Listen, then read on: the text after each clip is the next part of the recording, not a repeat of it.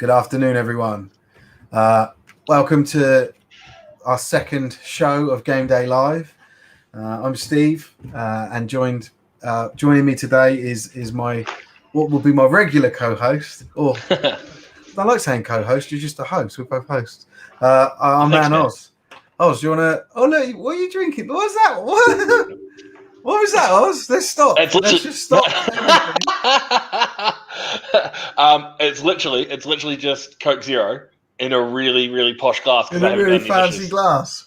Yeah, I didn't even buy the glass. I'll bring it back. I didn't even buy this. Right, I nicked this from a local pub when two women were having some gin, and I spotted the glasses after they left, and the wait staff with the way that COVID is, they're very, very slow to go clean the tables. I spotted them. I was like, they are mine.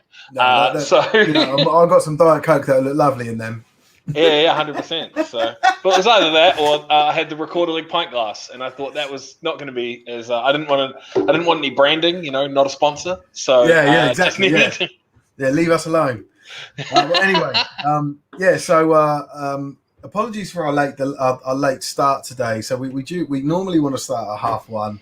We failed both weeks now, and both times for more technical issues. Hence why we're using this software, which is called StreamYard. It looks a little bit better than it did last week, but still, I mean, Oz has seen how flashy our new virtual studio is, and it looks awesome. But there was a video delay, so you would hear us and then you would see us move, and it was terrible. So after 20 minutes of trying to sort that out, we give up and have conceded for another week. But you can see at the bottom now we've added the scores. So we got our man James. Let's bring James in quick. Hey! Can you imagine if he just wasn't ready to be on camera? If he just wasn't ready to be on camera, and you're like, let's bring James in, and James is like, out of order. Good job he's paying attention. So James is in the background. He might make cameos. I don't mind, but yeah, he's in the background and he's managing all the scores and the different feeds as they come in. So he'll keep the bottom updated. We've got someone saying afternoon, George. Afternoon, mate. There you go, so we're slowly making progress each week. But we've got some really cool software. We just can't get it to actually properly work right now. Anyway, welcome to week 2, everyone. So yesterday I was at a wedding. This wedding is a typical COVID wedding. Has been postponed 3 times. It was in Windsor. I live near Windsor. So Bex's family are from there. It was our auntie that got married. It was right next to Windsor Castle and Windsor Guildhall. Very posh. Is there a point to this, or are you just bragging? Yeah, because I had 2. I'm trying to build it up. So I had 2 little. I've got 2 little boys, 3 and 1.5, and they run around crazy, and it's just like constant with them in a place where there's no child safety. So that was hard. And then on top of that, my phone kept pinging off, letting me know about various forfeits or postponements, people pulling out. Yesterday was hectic for me, just combined with my personal stuff I was doing. Obviously, then they had the England game, and I was wanting to rush around and get to that. How are you feeling about what's your position on these? Well, I want to hear from other people first. Because I think I've got very harsh views of it. I think that's really and I'm sort of aware of that, but I'm also unforgiving in my views. So I'd rather talk a little bit about it a bit more, and then sort of say, right, this is what I think is the root cause, and this is what I think needs to sort of happen. There's that's Hatch, and this is Hatch. I was going to say the fact that is George a musical. It's a musical burner. So I was like, that has definitely got to be Hatch, because anytime there's no way that it's got no photo. It's just an ex-Beatle who we know is dead. So 100% that's going to be Hatch. What happened to the co-host? He was so funny, sexy. I think he probably just got taken off of all forms of social media, anything that's internet. He was put back in his box because he's only allowed to come out and play once every basically he's under the thumb. Yeah, 100%. Shut him up. He needs to bring on a very personalized VPN so his missus doesn't know what he's doing. And it's just and it's she's got more surveillance than North Korea.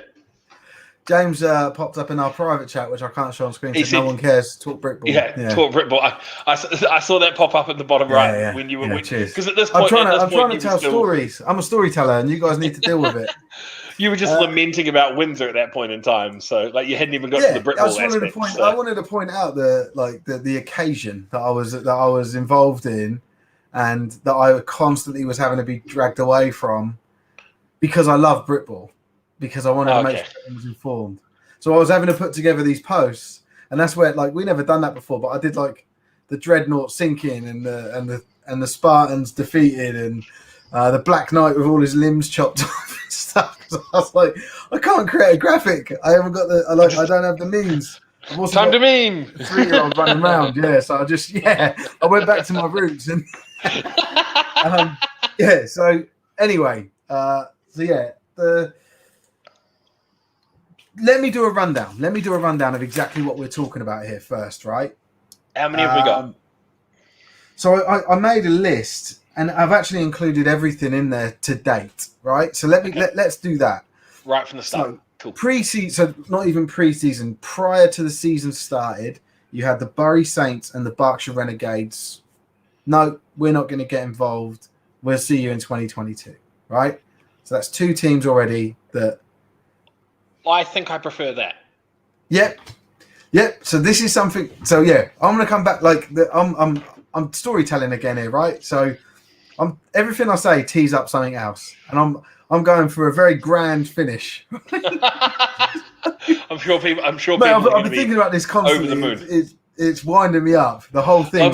You are the meme. It's like when the couple's lying in bed and the woman's like, I bet he's thinking about other girls. Yeah. And he's lying there facing the other way. He's like, why don't Brickball teams? Yeah. He's like, why don't Brickball teams choose to bail out the night before game day?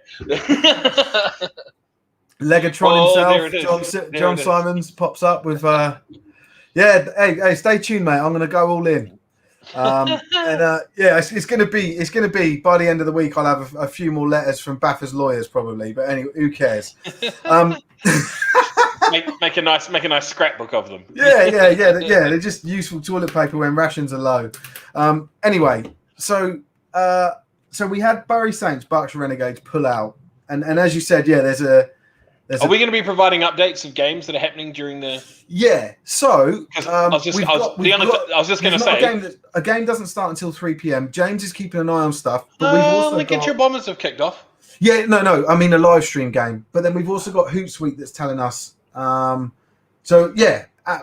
feel free to stop me at any time and tell me what's going on. Well, that's the thing, because I figured you're going to be very boring. So people will actually want to know what's happening during Britball. I want to use this as a soapbox because I'm pissed off at the moment, right? Yeah, so I thought people might want my chest, and you need to ensure the integrity of the show. So I thought people might want to know what's going on with the games as well. So the Lincolnshire Bombers. A quick rundown, Oz. Let's see what you got to say. So just a quick one. This one's just come in for the Lincolnshire Bombers. Turnover. They kick off, cause a fumble, and they're taking over at the Nottingham 19-yard line. No way! So red zone, instant red zone, first instant red zone possession for the Bombers. Away we go. Come on! We've got to pause for a second there. Did you see the Bombers? Did you see this week? There was I suppose what you'd call memes. Everything. Everybody became meme lords. That was unreal. Takes on fixtures, mate. I was loving it. And it started off with the Knights. They started with a Pokemon. Well, and we shared it and was like, it'd be cool if this started, off a trend. The Lincolnshire Bombers, mate, in my opinion, they won. Which one was there? So theirs was the one that was asking for a media manager, and it said at the bottom, and it was all basically done in paint with someone dragging the mouse around to write. At the bottom it said graphic design skills required or a must. I saw it. And it was obviously it's a take on a meme that was quite famous where that was put on a big billboard, in Times Square. That someone did it in paint, but just fantastic, just like an amazing effort from them. So I really enjoyed the one. I really enjoyed the one where the guys just had the chat with obviously like the team manager or something, and he's like, "I've got this great idea for our schedule for our announcement," and the guy's like, "Oh, okay, cool." He's like, "I just need the details for it," and then he just screen caps it, and then just that's what we got. Yeah, and I really enjoyed that one. They were honest enough in that one to say I've seen this somewhere else, and I think very well executed to avoid a potential negative fallout from people saying, "No, this isn't an original idea." The whole point of memes is that they're never original, right? You find a template. You find a template. You modify. Yeah, it's a template that you replicate and put your own spin on it. And I think they nailed it. Like that was awesome. But I agree with you. That one is up there. But if I had to award an overall winner of the week, for me it was the Bombers with that advert. It was just quality. But still, amazing effort all round. Speaking about quality in terms of the Bombers. The red zone drive that they got instantly, it ends with a missed field goal, and Nottingham takes over at the 3. So they've just squandered the perfect opportunity. What a terrible. Because the other thing is, right? Like, and we talked about this with our Madden coverage, Oz.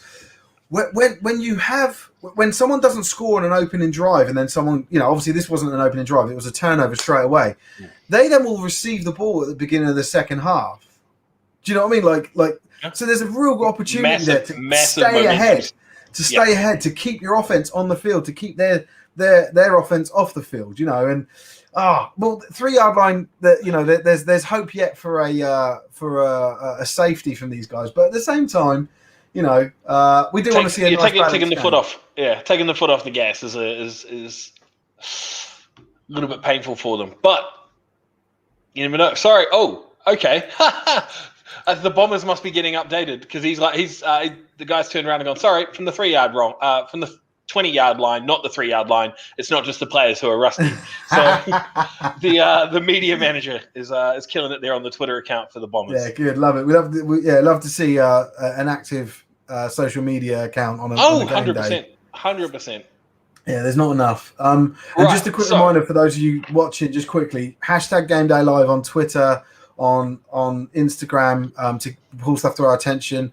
James is manning the score update post, so the pinned post at the top of our Facebook page. Add scores there if you need them. Say hello to James. Say thank you to James because of his massive input. Look at him. Let's have a quick look at James. Hey! Hey, James. I got my whiskey, so I'm all good for the scores. Oh, whiskey boy, yeah.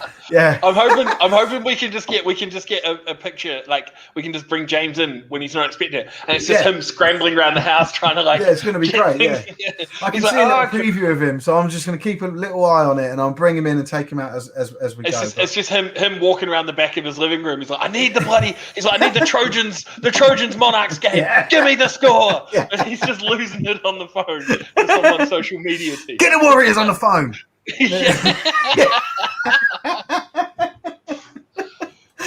Anyway, James, you're doing a sterling job, and we love you dearly. And we'll go back to our podcast. Yeah.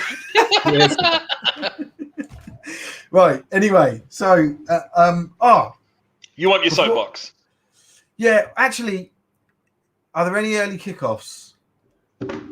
Not that I think it's mostly 2 p.m. kickoffs, is my understanding. Yeah, we've got a 3 p.m. live stream, which is Leicester and the Shropshire Revolution. So I'll be watching. You can watch me watch that, which will be great. Oh yeah, or you can just watch it yourself. Good TV. Good TV. Yeah. We're becoming a reaction channel. We're not even. Yeah, exactly. Yeah, I'll put some TikToks on and.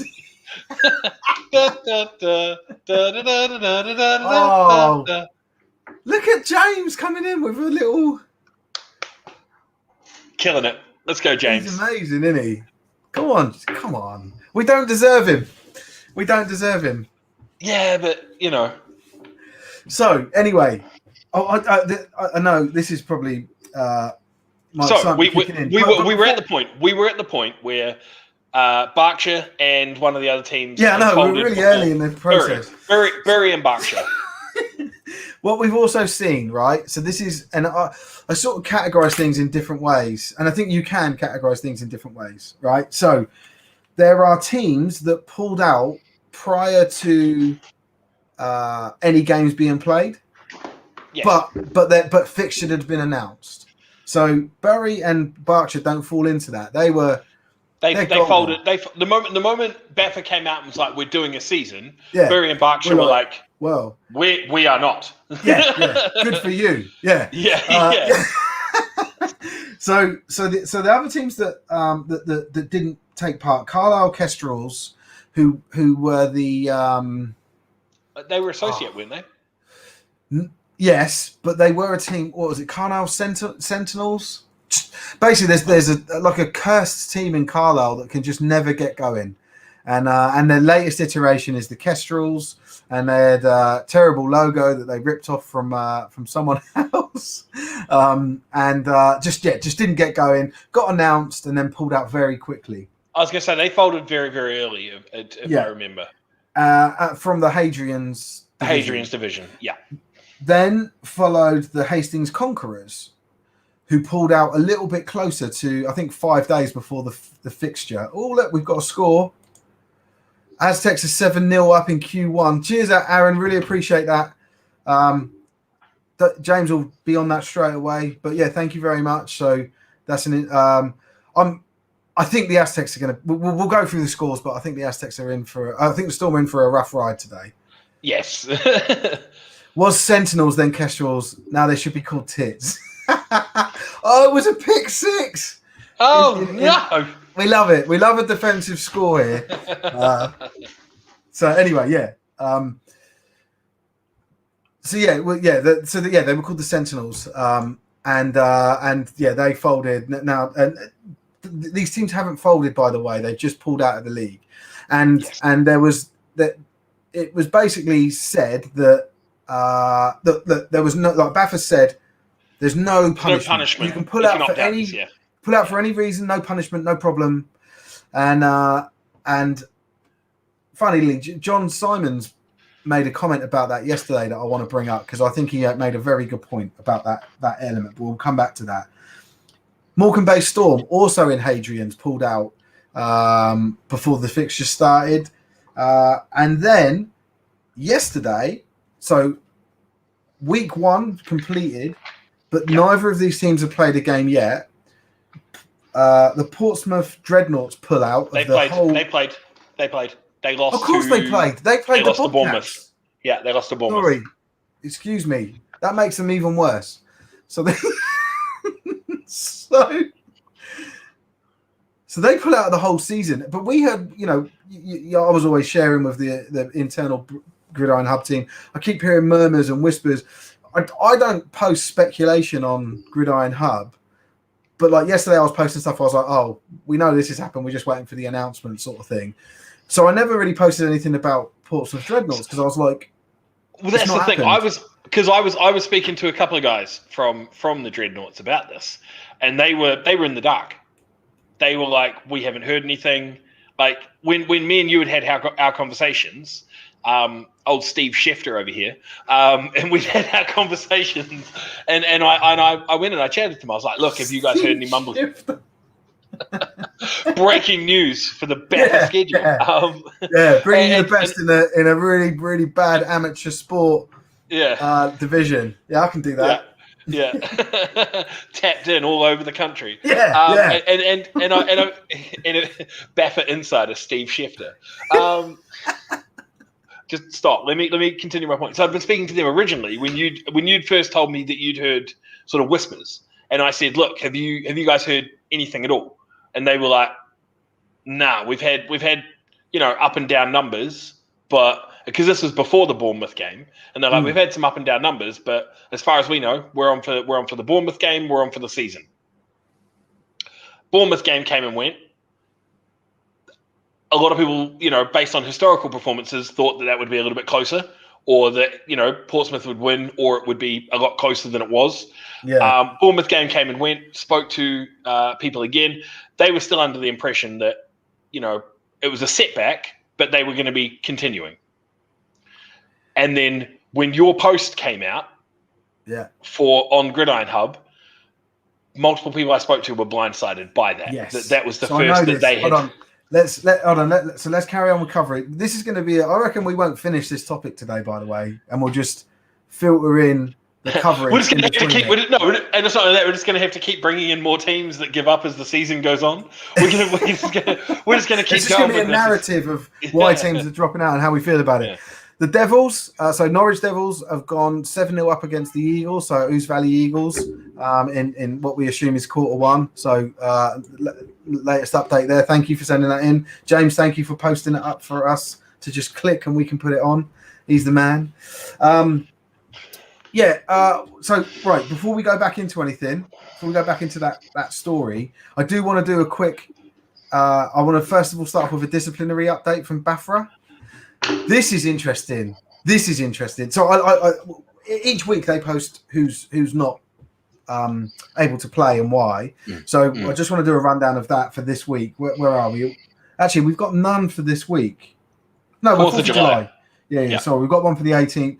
So yeah, I only want to read out the ones that are impact this week, so people can't play this week because of something, rather than reading out everything else. Yeah. So this week we've got just one player impacted this week and one team, and that's Alex Coatsworth, number 33 from the Darlington Steam, who immediately following a pass, Darlington player number 33, so Alex, struck the Dumfries passer's head with his forearm, which got him a 1-game ban for which will be what do they call it?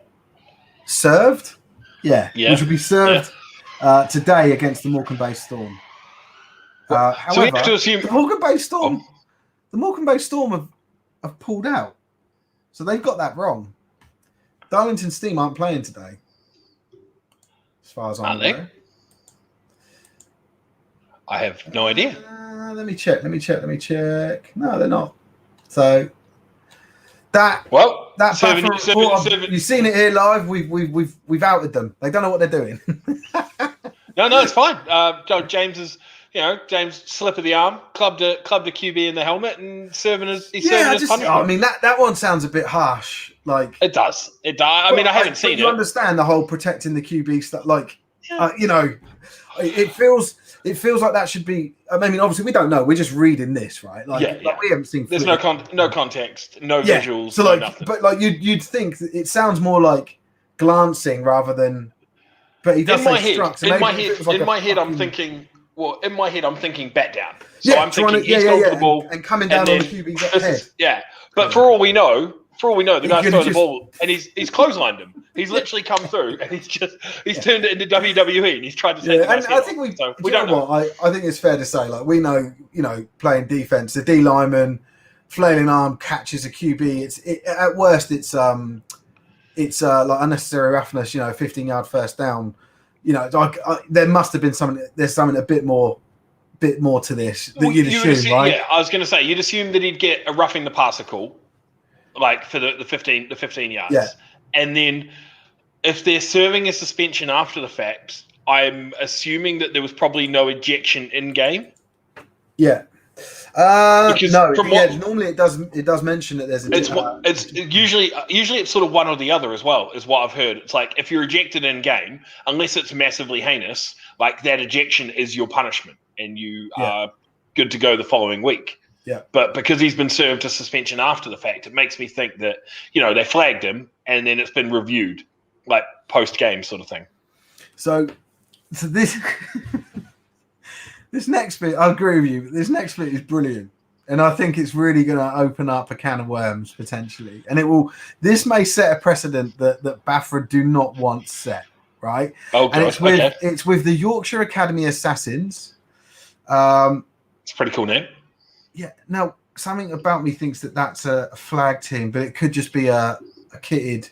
A youth team or under 19s or under 16. Yeah. So I don't know. I'm not trying to speculate either way, but it doesn't really matter what type of ball it is. But so they've put this player was disqualified from their game this week. Right. However, the disqualification has been cancelled after the calling official withdrew his report. The procedure for doing this is in BAFRA Regulations 5.2.4 and is intended for use in rare cases where you see a video of the incident and realize you got it wrong. if it is ever the case, simply email me with details, a copy of the video or where to find it, and details of what the video shows and how it differs from your original report. And that's a message from BAFRA, from Ben Griffiths, who's the disciplinary officer. Wow. Okay. So, first thing that comes to mind, how are they deferring to video now with this when we had so many videos of that dude from South Wales? Well, this is my thing, right? So I've received in my playing career, I've only ever had one red card, one sending off, and had a single game ban, and that was when someone first of all attacked one of my players, and I pulled him off, and I was like, "What are you doing?" And I got a 15-yard penalty for it. The very next play, that same player speared me in my back on camera, right in front of a referee, which I've got the footage of. And I got a second yellow for turning around and, two unsportsmanlikes in a row. Both of us did. Both got ejected from the game. And I was like, oh, so how far back can we do this? Because I would love to clear my name. I would love to, because I see it as a blemish. Because I'm known as an aggressive or a high energy player.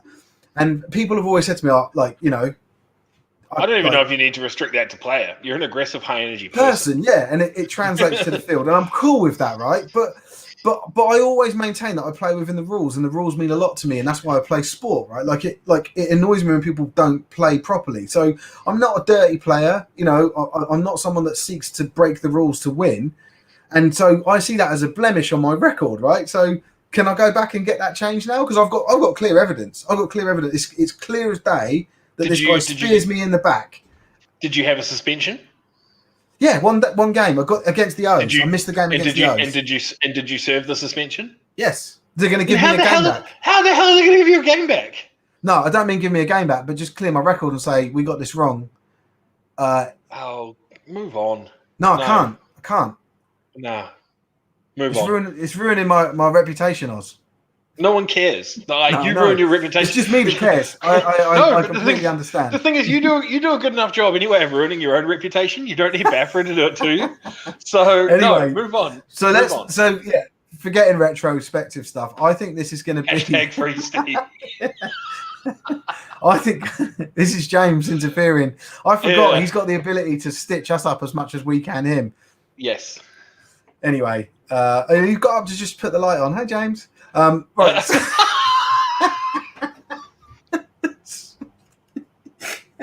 Poor guy. This is just going to go back and forth in it all day. So what really is the talking point? I didn't want to make this about me. I really thought, does this open up a can of worms? I think it opens up a can of worms for future instances, right? I like it. It's good. It's the right thing. Yes. But oh my god, you will not have an ejection without a video being sent in, unless it's like something that grabs his helmet and just nuts him. Or when does it stop? What about other penalties that the refs have got wrong? I know this is a disciplinary guy. But yeah, so what. Does this open the door for other stuff to be reviewed under film? So I would assume there's a statute of limitations. So for example, for your one, no one's come back to review that to clear your name. Yeah, let's look at the future. Move on. For moving forward, I can easily see it becoming, the water's becoming slightly muddy, because it looks like this is a specific process to be used for a specific outlet, as in you've had a player suspended, you want to overturn that suspension, you will submit evidence to the contrary to get that suspension overturned, right? But I could easily see people using this medium to send through and try to dispute any and all calls that have been made against them. So it's I can't remember how many games I've played in where, refs are human. They are human, and they're bad humans. No. They're the worst type of human. No. But they like the rest of us. There's only so many of them. They are understaffed. There's 3 for a game. You think about like how many the higher levels have 5, 6, 7. Like you look at football, it's got refs all over the place. BAFA has like 3 in a game, right? They're going to miss stuff all the time. I could easily see teams trying to use this as a means for trying to get anything overturned. Like I've seen touchdowns that have been called touchdowns that shouldn't have been touchdowns. I've seen touchdowns that shouldn't have been the opposite, essentially. So you've had a touchdown that was called a touchdown, shouldn't have been, but then you've had a touchdown that was called no touchdown that should have been a touchdown. I've seen games decided by that. Are people going to start submitting this footage? We're getting into the world of like VAR, aren't we? And like exactly. The video referee in the booth, exactly. And I'm worried that people are going to dilute the process. Whereas it's literally supposed to be: did your guy commit crime A or infraction A? Yeah. Yes. No. Okay. Provide evidence. It's essentially like it's a high school question to me. It's like, what is your answer? Yes. No. Provide you're working. Like that's all it is. It's an exam question. So if did he do it? No, he did not. Right. Prove he didn't do it. Here you go. Here's the evidence, and just leave it at that. Like I don't mind it. Well, no, I think it's good. I just think you're gonna see it constant, and I think it opens up a can of worms for them. But dude's going to get anything from like contested suspensions to misruled touchdowns to dick pics in his inbox. Like, what I like is that it opens the opportunity for you to recreate it at practice. Like, get everyone together on like a Tuesday night, set everyone up, put someone in the opposite team's kit, and then you can doctor some footage. Oh, okay. No, I think you're going way too far. Imagine that, just like a full-on production. See, he wasn't even anywhere near him. Here's the film. No, get out of here. Get out of here. How do you resolve the referee issue? Are there enough refs? So this is from Matthew Smith. I don't think there are enough refs. No, but at the same time, refs are volunteers. How many refs do we need at a game? So when I played in what was EFAF, it was 7. When the finals are on, it's 7, and then the normal game is 5. Right. So I would say you'd want minimum 5. I was just thinking you'd want minimum 5. Yeah. But 7. Yeah. I don't think the referee issue, and maybe you can elaborate, Matthew, but I don't think the issue of not having enough referees is as problematic this year as it has been in previous years. I think there's been a lot of effort. Every team keeps pulling out. Well, yeah, that helps. Yeah, you got more refs to go around. Yeah, those poor refs. But yeah, so I think there are more refs than there has been. I don't think that situation is as dire as it was at one point. I think there's a lot more activity around bringing new refs in. So yeah, I've got to admit, I think the refs do a fantastic job, and they sort of hold themselves to quite a high standard in the UK, and I think they also adjust to the level that they're reffing at. So, for instance, I feel like that's the most controversial opinion that you've ever had on a stream with me. Why?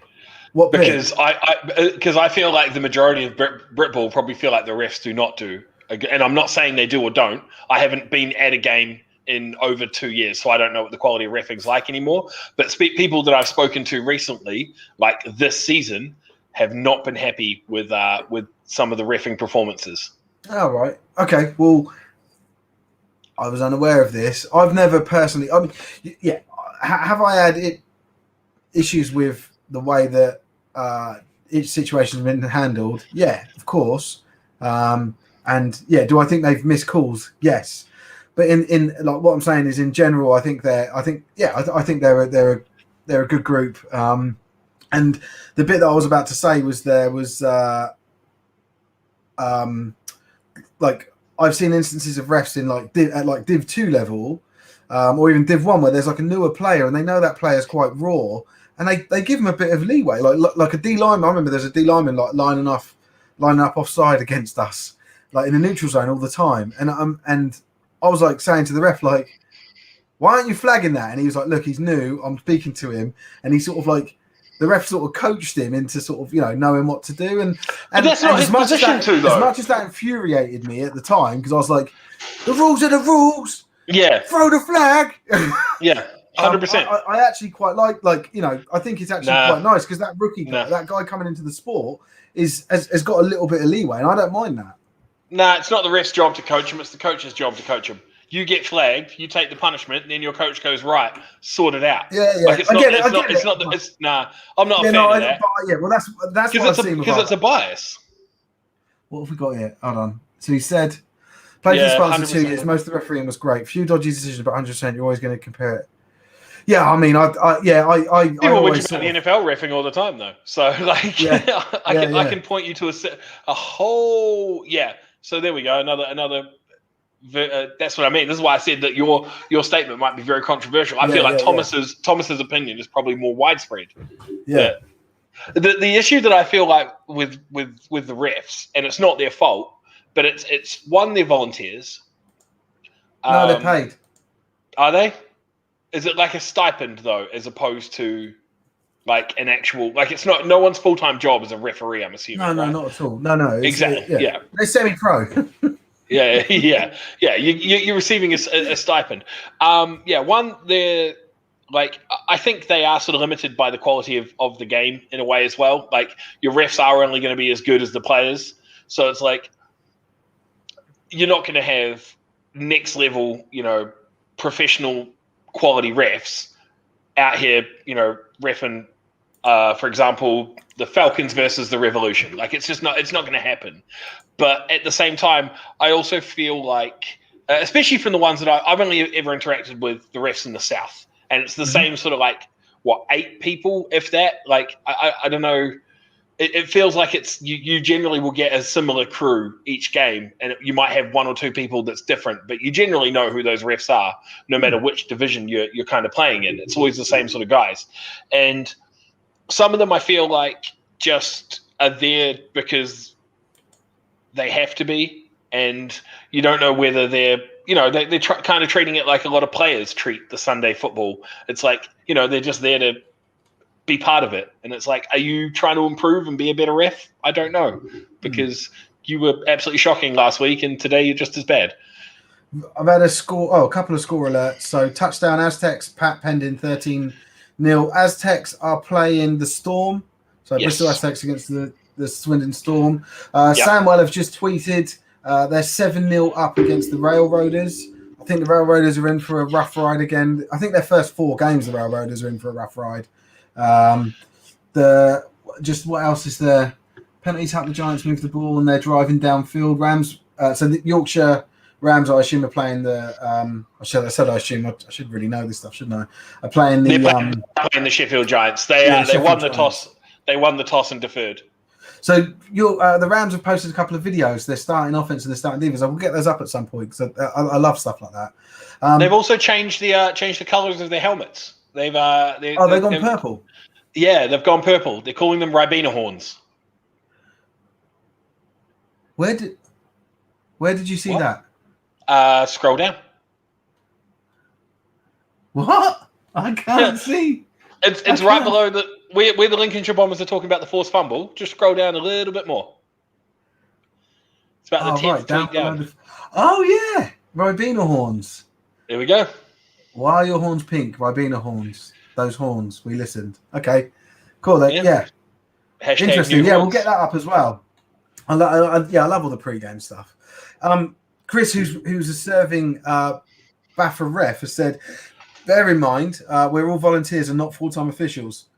We've increased our numbers greatly during lockdown, which will help the development standard of officiating greatly. Cool. Cheers for letting us know. That was one. Yeah, 100%. And that was one of the things that I wanted to. That was why I said I was like, I'm pretty sure they are all volunteers. Like, yeah, I think one of the big issues with refs is.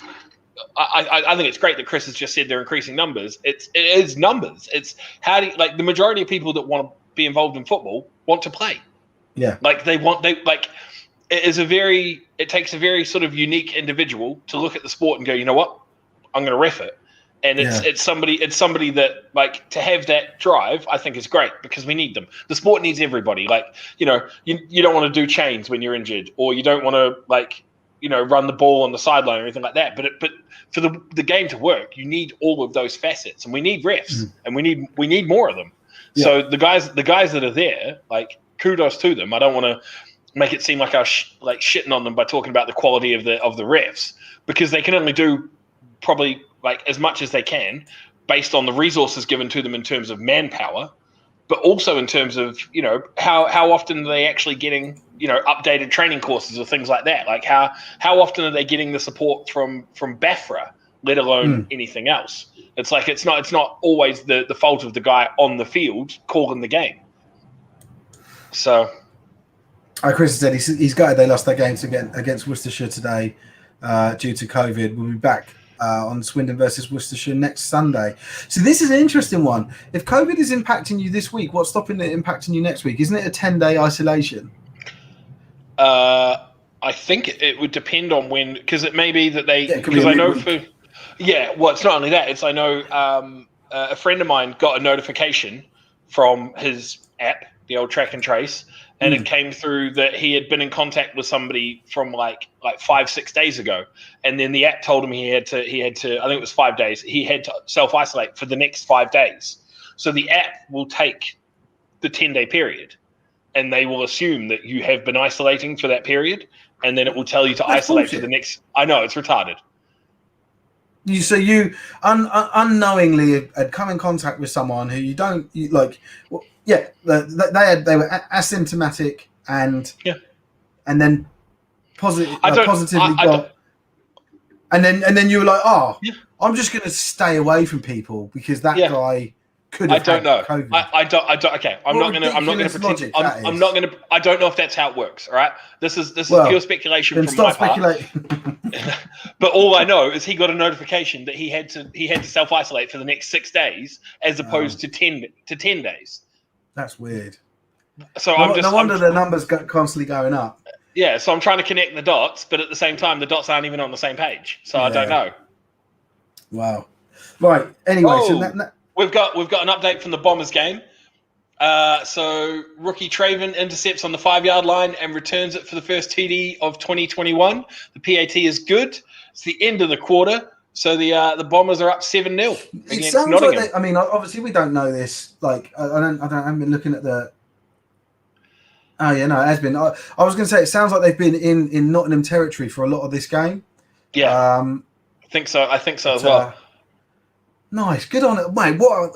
What a dream that is as a rookie to score a TD. Pick six. Pick six. Yeah, not just a TD. Yeah. I mean, granted, on the 5-yard line, got to wonder what. He still ran it. He still ran it back. Doesn't matter. But what is that QB doing? What is that QB doing? Throwing it to a rookie. Yeah. Standing at the back of his end zone, throwing an 8-yard out. The person. I don't know if it's a guy or a girl. And also, they could be non-binary. The person that runs the... Don't open that can of worms. The Lincolnshire Bombers account said they need a laydown. I think that's quite apt. Touchdown Giants. They're 7-0 up. Good play from both sides at home. Convert on 4th and goal. PAT is good. And... There's so much things have posted. Number 35, Adam Bates flattens the QB in a whopper of a sack. I'm getting flashbacks to the times when I used to run the Twitter accounts now. When mate, what did you? Yeah, hold on. Before I get Chris's thing up, what was it you said? You said something about someone's girlfriend, wasn't it? Yeah, no. So it was 2015, I think. 2016, when I had control of the Knights Twitter account for like 3 games before they realized it was a terrible idea, and and the players loved it. Yeah, Knights were playing the O's, and one of the defensive ends for the Knights, a guy called Lloyd Scott, he'd been living in the backfield on the QB the entire game. And I think it was like the 3rd time he'd hit him. And the guy was real slow to get up the QB. And I tweeted out that he hit him so hard his girlfriend had concussion.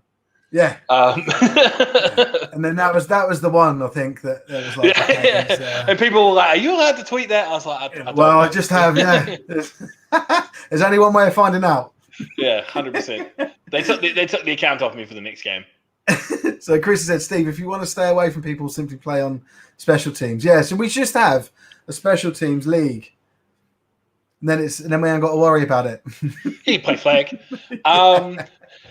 So update from the Steelers: the punters run out the back of the end zone, safety for the Steelers, and it's now 9-0 to the Steelers over the Railroaders. No. That is who are the a Steelers nightmare. playing? The Railroaders. He ran out the back of the end zone. That is a nightmare. Does it say run out or stepped out? Because I It says run. It says run. It says run out the back. So you wonder if it's like botch snap. Someone's there. He's trying to make something happen before kicking it. And he says run out the back. Oh no. Okay. Wait. Before we go any further, we haven't because we're so late in this broadcast. We're about 30 minutes late starting. And do you still want your soapbox? Yeah, we're not done. We're not like this is going to continue. Like I've got a lot on my mind. Right, but what I do want to do, I'm just going to share my screen, and we'll just look through today's fixtures, which we haven't done yet. Okay. I know we're already talking about them, but let's talk about let's have some little. Remember, guys, as well. If you are at the games, guys, and you can see the team, social media teams and stuff tweeting away, make sure they chuck the old Gameday Live hashtag on there as well. Yeah, that'll pop up in our feed, and we can make sure that gets talked about. So game one, and this ties into my soapbox thing. We've already got one forfeit, which was the Houghton Spartans against the Manchester Titans. Manchester having taken apart the Wolverines last week, some 80 points to 0, and the Spartans predominantly decided to fill their diapers. The Spartans were another team that I had murmurs of in pre-season that they wouldn't start the season. Well, because it was kind of well known. It was kind of well known that they were struggling for numbers at key positions. The head coach left, and then they were struggling to recruit people and stuff. Because one of the posts that they put up, they were essentially offering to pay or to waive subs for people to come and play for them. Because that's right. Yeah, they put in a post out like essentially waiving subs for you to come and play for Holton. Yeah. So it was quite a talking point when that came out. Oh, my seat just dropped me a little bit. Just a quick one. Aaron has been an absolute gem. Thank you, Aaron. Aztec 16, Storm 0, safety screen completed in their own end zone. Oh my God! So they completed a screen pass and got tackled. Yeah, that's the second safety. What is going on in Britball right now? Special teams, mate, wins games. I keep telling you.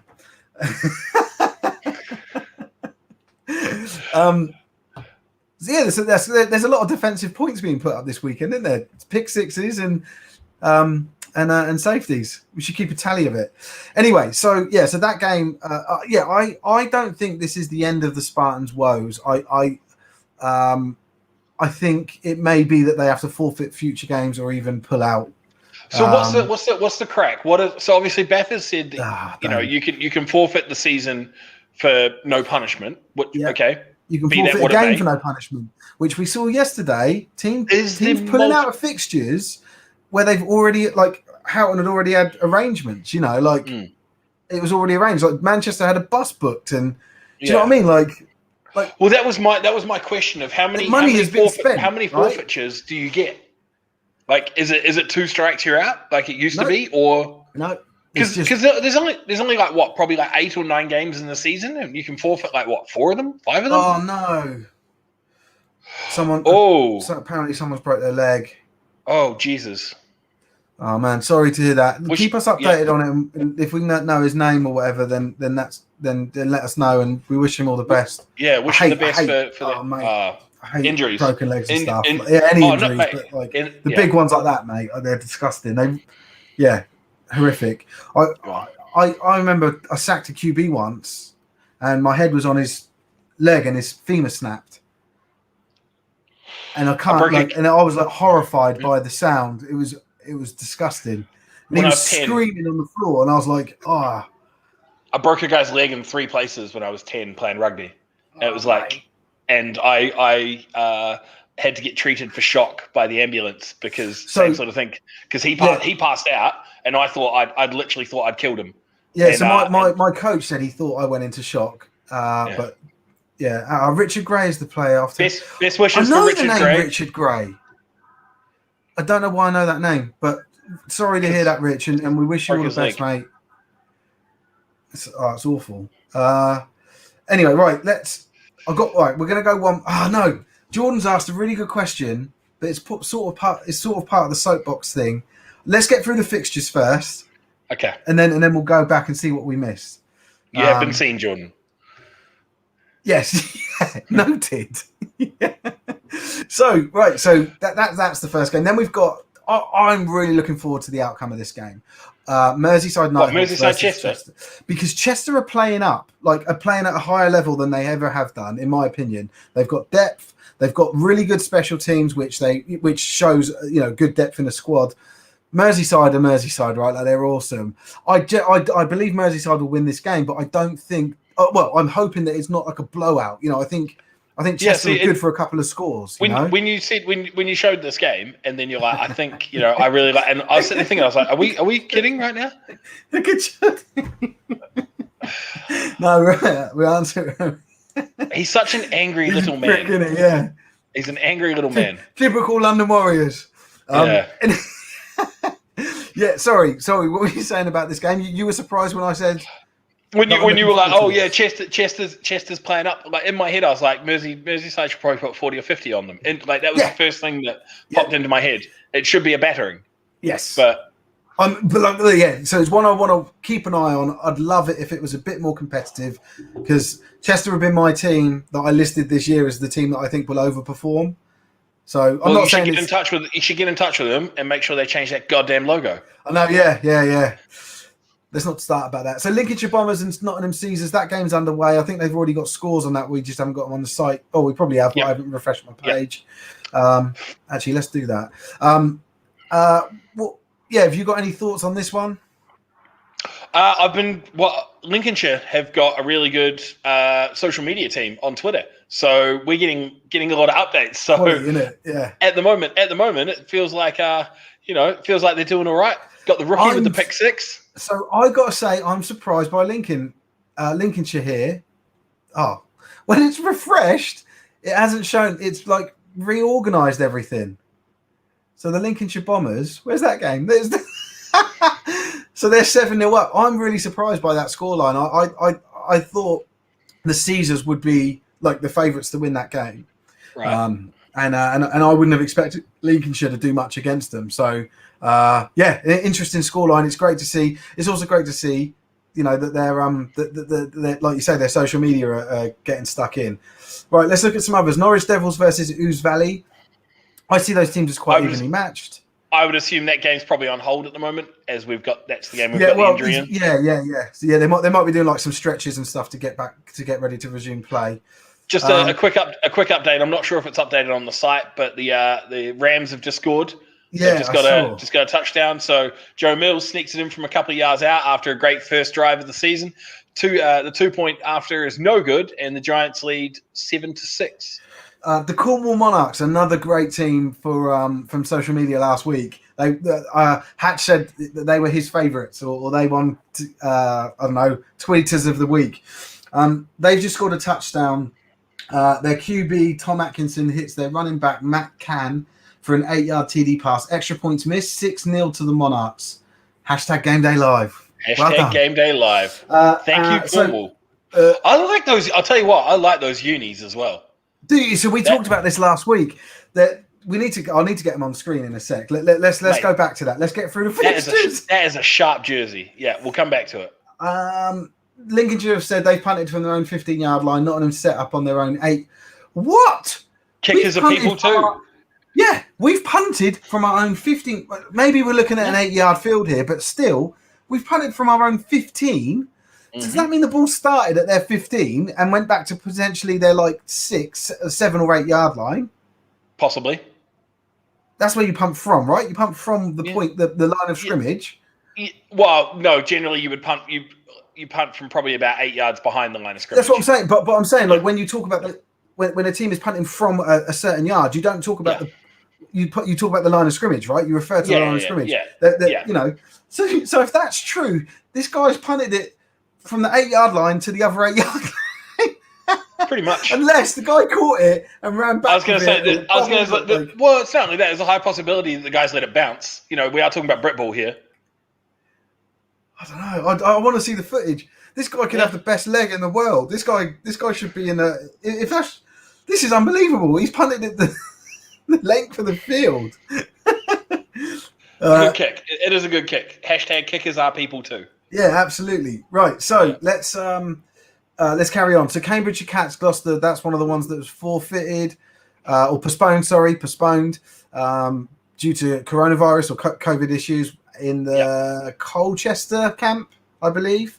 And I'm fairly sure. Colchester, I'm fairly sure this game might need to be. It will impact, because I'm fairly sure these two teams are playing each other reverse fixture next week, and it will impact that game as well.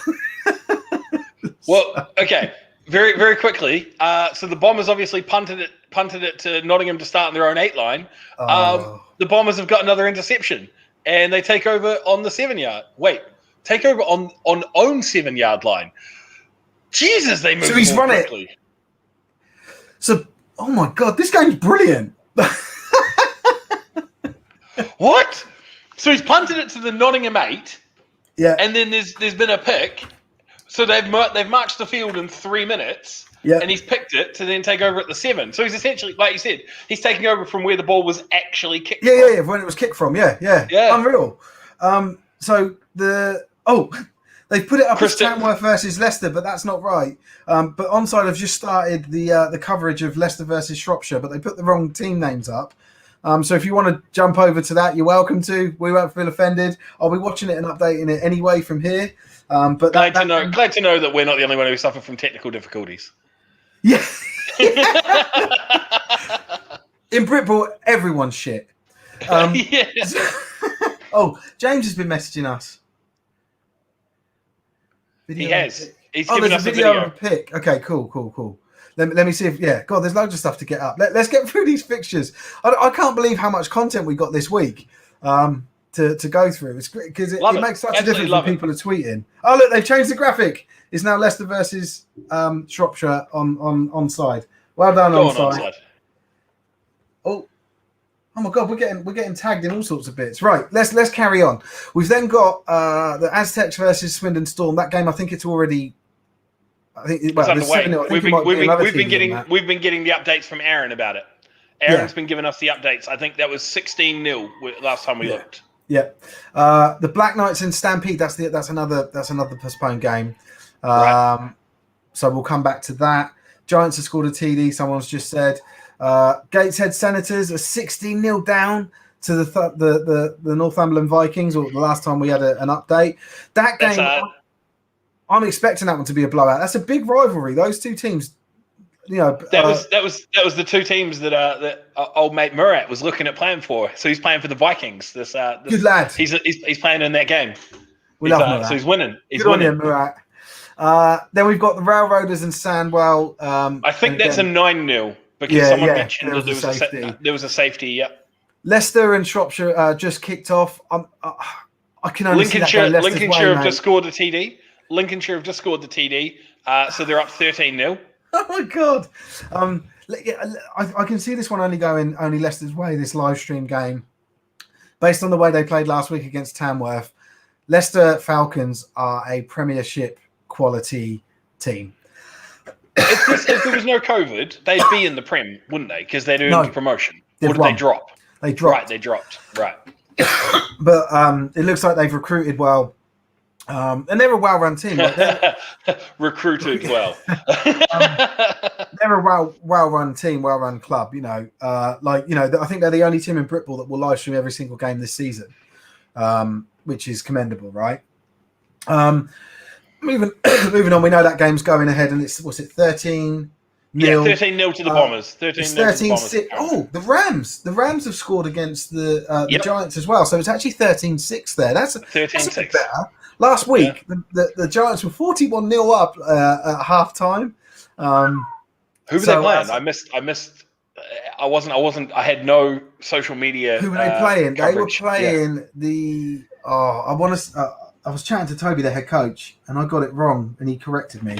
Let me see I'm gonna go and find it. because we were talking about it last night. Keep scrolling anyway. You carry on talking about these games. Look at the next one. Yeah, so we got Bournemouth and Rushmore. I would generally assume that this will be a blowout. I would say like Bournemouth put up a good performance against Portsmouth last week.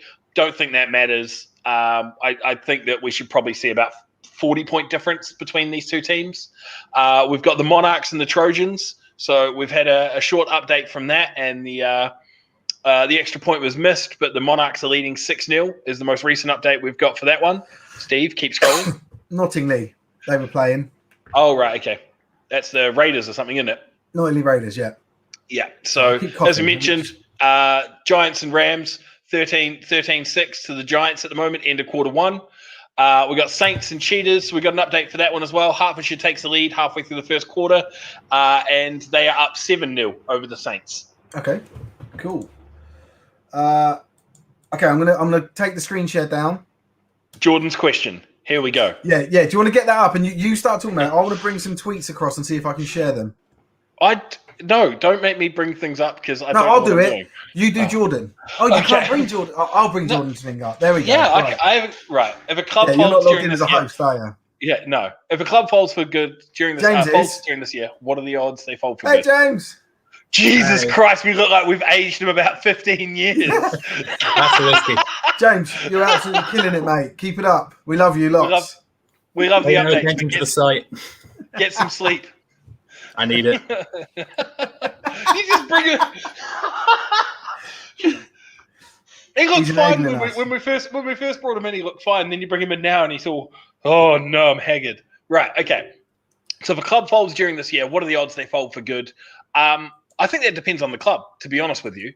So, for example, for a club like Portsmouth, with them deciding to forfeit this season after the game the decision that was made, I think that could definitely be the death knell for Portsmouth. Because, mate, I sadly think the same. I don't want it to. Like, I'm from Portsmouth. I know a lot of the Dreadnoughts guys. Obviously, I'm running away for a second. Like they hold a special part in my. And this. I've got the away jersey. I've got the home one in my. Like I am a big. I'm a big lover of the Portsmouth boys. Big fan. But I think they're done. I don't know if they'll survive it because the catchment area that they are in. Oh, it looks like. Let me just check. So there was a kickoff in this Shropshire game. First and 10 from the 20 for the Falcons. First play, strip sack and ball turned over. So the offense are now coming out for the Revolution. For the Revolution. Yeah. Shropshire are now 1st and 10 on the 20-yard line, on the Falcons' 20-yard line. Sorry, I'm sorry that but I got so excited, and now you know that. There we go. Just the catchment area that they're in, like with Sussex, Solent, and Rushmore, all more successful, more established, and no offense to the Portsmouth guys, but better run teams. All three of them. And I just don't think that they will have and so what was it, about 5 years ago, Portsmouth were an associate team where they had just come about wanting to rise up and have a team based in Portsmouth. The guys that did the legwork for that organization to be able to make its way through into Div 1 in that specific set of time, the majority of them have sort of either stepped away from that club or stepped away from the sport. So it would take sort of either that core group coming back or a whole new bunch to come in and have the same passion and drive and put in the time that those guys did to make it work. And I think for some of the other some of the other teams, looking at Carlisle, we just keep getting told how cursed that team is. So it's like, how many times are you going to keep sort of trying to have a new iteration of this team before people just give up and they're like, you know what, I'll make the half-hour commute or I'll make the hour commute. And it's just so I think it will depend on. So somebody like, I feel like Bury could probably survive because they made the conscious decision and I think it also depends on when you choose to fold. for somebody that folds middle of the year, if they are struggling for numbers, if they are already like a Div 2 team, I think it will be a lot harder for them to come back the following year, because you would assume that the players that are probably going to transfer away in the middle of the season, move to other clubs, things like that, could very well choose to not come back should the team try to start up the following year. But for somewhere like Berkshire or Bury, where they folded, well before the season started, I think it would be a bit easier for them to come back, because the guys will be going away, and they are also, so Berkshire's in a little bit of a weird area, because they're obviously still in the same sort of catchment area as some of the London teams, Wembley, things like that, and then also Rushmore as well. So I think there's probably a higher percentage chance that teams that fold this year will probably fold for good, as opposed to folding this year and coming back, stronger. So I would say, probably a good sort of 60-70% chance to answer Jordan's question in a long-winded way. So my answer is 2-1. Right, now, also, Tim Lambert Monk, hello Tim, has popped up and said Leicester are missing their American QB and wide receiver from last week as they are suspended, which I didn't see on the Bafra update earlier. Did you guys see? It wasn't there, was it? Well, no one else has a visual of it, so you can't say did you guys see it unless you held it up. Read it, yeah. Cool. Anyway, okay, so it'll be interesting to see the Leicester head coach is playing as QB.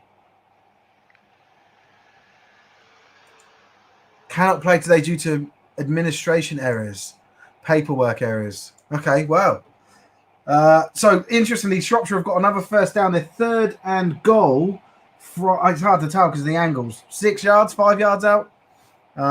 So this is their last attempt before a field goal.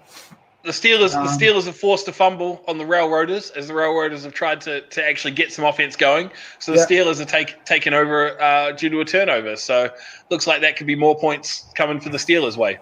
So a failed attempt is it was a pass attempt, was failed. It looks like they've got to go for 3 for a field goal here, right? Yeah.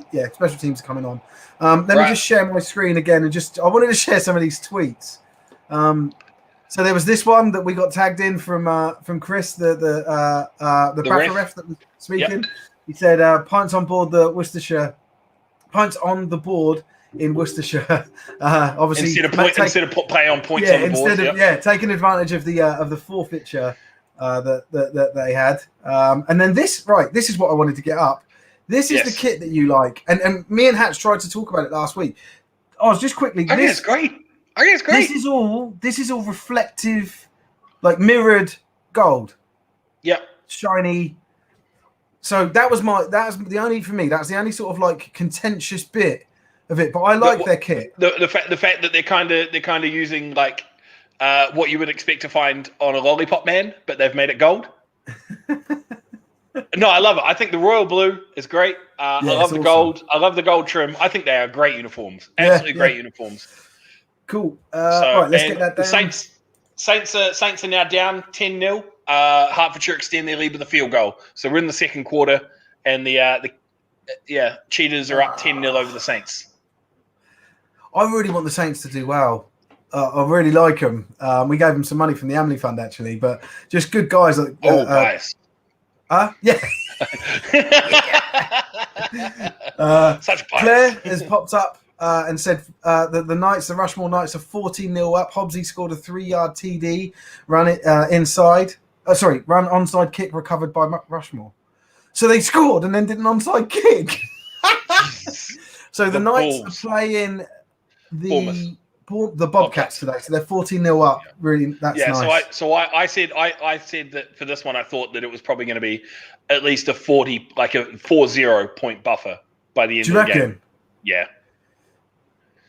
Yeah. How do you rank? So that's quite interesting, Oz, in that what's now called Wessex, I think, division. So you've had Portsmouth drop out. But Bournemouth beat them.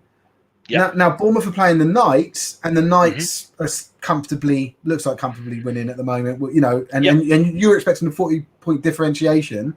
Then you've got Solent and Sussex, and Solent, 37-0, one Something against like that. Sussex, and then they're due to play them again next week or whenever it is. So how do you rank those teams? I was going to say, what's the whole rank those teams? Is that the whole division? Those 5 with Portsmouth dropped out. Yep. So we've got 4 left now. We've got Solent, Rushmore, Sussex, and Bournemouth. Yeah. Right.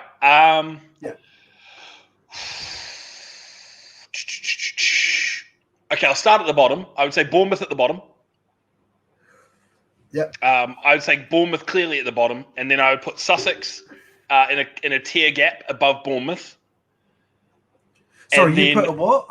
I'd put a tier, like TIER, so a tier gap between Bournemouth and Sussex, but I'd still put Sussex in third, and then I would have another clear tier break, and I would put Rushmore and Solent at the top, but having not seen either of them, I haven't seen either teams play in over 12. Well, obviously there was no season last year, but probably since the last time I watched either of those teams play would have been maybe 2019 or 2018 was the last time I saw either of those teams play.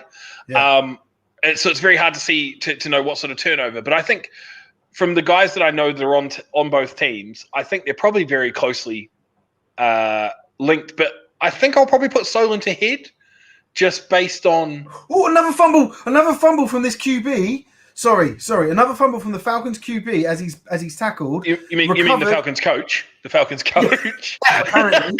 Recovered. Imagine being the head coach and doing that and then going, that's what I mean. How are you going to preach ball security to your recovered players? And going back the other way. It's still 0-0. They didn't manage to score any points on their first drive, the Shropshire. So I think it looks like the Leicester D are going to keep them in the game today.